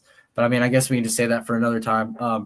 I really got to go. Sure. So last thing can you before please you just leave, explain your position? Yeah. The reason I do this kind of stuff, the reason I like making videos and having discussions with kind people like yourself, other than, when you're advocating on behalf of Christianity, of course, you seem like a nice guy and I like talking to you. I appreciate that, Jen. But the reason I like doing this kind of thing is because I think religion in general, and especially Christianity, are dangerous. And I think that they corrupt the way that people think. I think they compel people to make excuses for moral abominations. They, in order to be a Christian who thinks that the Bible is the word of God, somebody must think that it's okay to kill babies as a punishment for something their father did. They think that it's okay to make women get raped as a punishment for something their husband did. They think that it's okay to slaughter entire villages, and including babies and children and little boys, because for whatever reason, there's no good reason to slaughter entire villages or commit complete genocide. I think that the moral abominations in the Bible are so atrocious. The Bible as a whole, especially the Old Testament, would be such a horrible way for the earth to live that the whole religion would be better off in the rearview mirror. And I want to do everything I can to help people see that the Bible is immoral and that what it advocates for is disgusting, and that there's no evidence that any of the supernatural claims are true. Okay. Can I have I guess a little closing remark? Please. I don't expect you to leave that unresponded. Yeah, just be like, okay, bye, Jay. Thanks. In response to that, I would like to say, I mean, I don't know. There's so many things to address. If I had to say something, I would say that without God, I would be nothing. And people can scoff about that. People can say it's placebo effect, but I know who I was before I met with God, and that is not who I am now. And I know people who did awful things, and I knew them before they met God, and that's not the case now. I truly believe that if you take into context every single thing that the Bible states, and you truly take it to context, and you really pin it up against with what's right or wrong, I believe in absolute morality. I believe that God has the authority to be able to judge people, and I think he has the authority to tell others to judge them and carry out those judgments. I don't claim to know why God does what he does. I only analyze what he does and pin it up against what I believe is right or wrong based off of what I learned and what I've experienced. Jesus Christ is real. Jesus Christ is God in the flesh. He died for our sins, and yeah, without him, I would be nothing. And I'm well aware of that. And Jesus is for everyone. There's a lot of religions that exclude certain people based off of your race, your ethnicity, the heritage of your mother, and just certain things. But Jesus for everyone. And I truly believe that if you are in a relationship with God, your life will be better and you will be going to a better place, a place that really does exist. But I'm not going to sit here and preach a Joel Osteen message and say that everything's all cupcakes and rainbows. You will still go through trials in life. You will still go through tests in life. Awful things will still happen to you. Not only can they will still happen to you. But in the end, I'm so grateful that I have a God who's there rather than rocks that exploded in space. Or, I mean, we could even have a God who doesn't want to be personal and doesn't want to know us. But I'm so grateful that there is a God who does want to know us and he loves us. And so thank you, Jed, for this time. I know it's been an extremely long time. And I appreciate talking to you. I like getting to know you. And thank you for allowing me to come onto your platform. Yeah, absolutely. Thank you for the conversation. It's been fun. I like when things get a little bit heated. And I didn't know that you were interested in becoming a preacher or a pastor. So that's Yes, sir. I've done some sermons already. now I mean, I would encourage you and everyone watching to read the Bible. That's the best thing you can possibly do. There we go. That's what we can agree on. Whether you're a Christian or atheist, the best thing you can do if you want to learn more about Christianity is read the Bible for yourself. Don't take anything either of us have said without looking into it for yourself. I agree with that. Right on. Thanks, Jed. Had a great conversation. Again, Bo.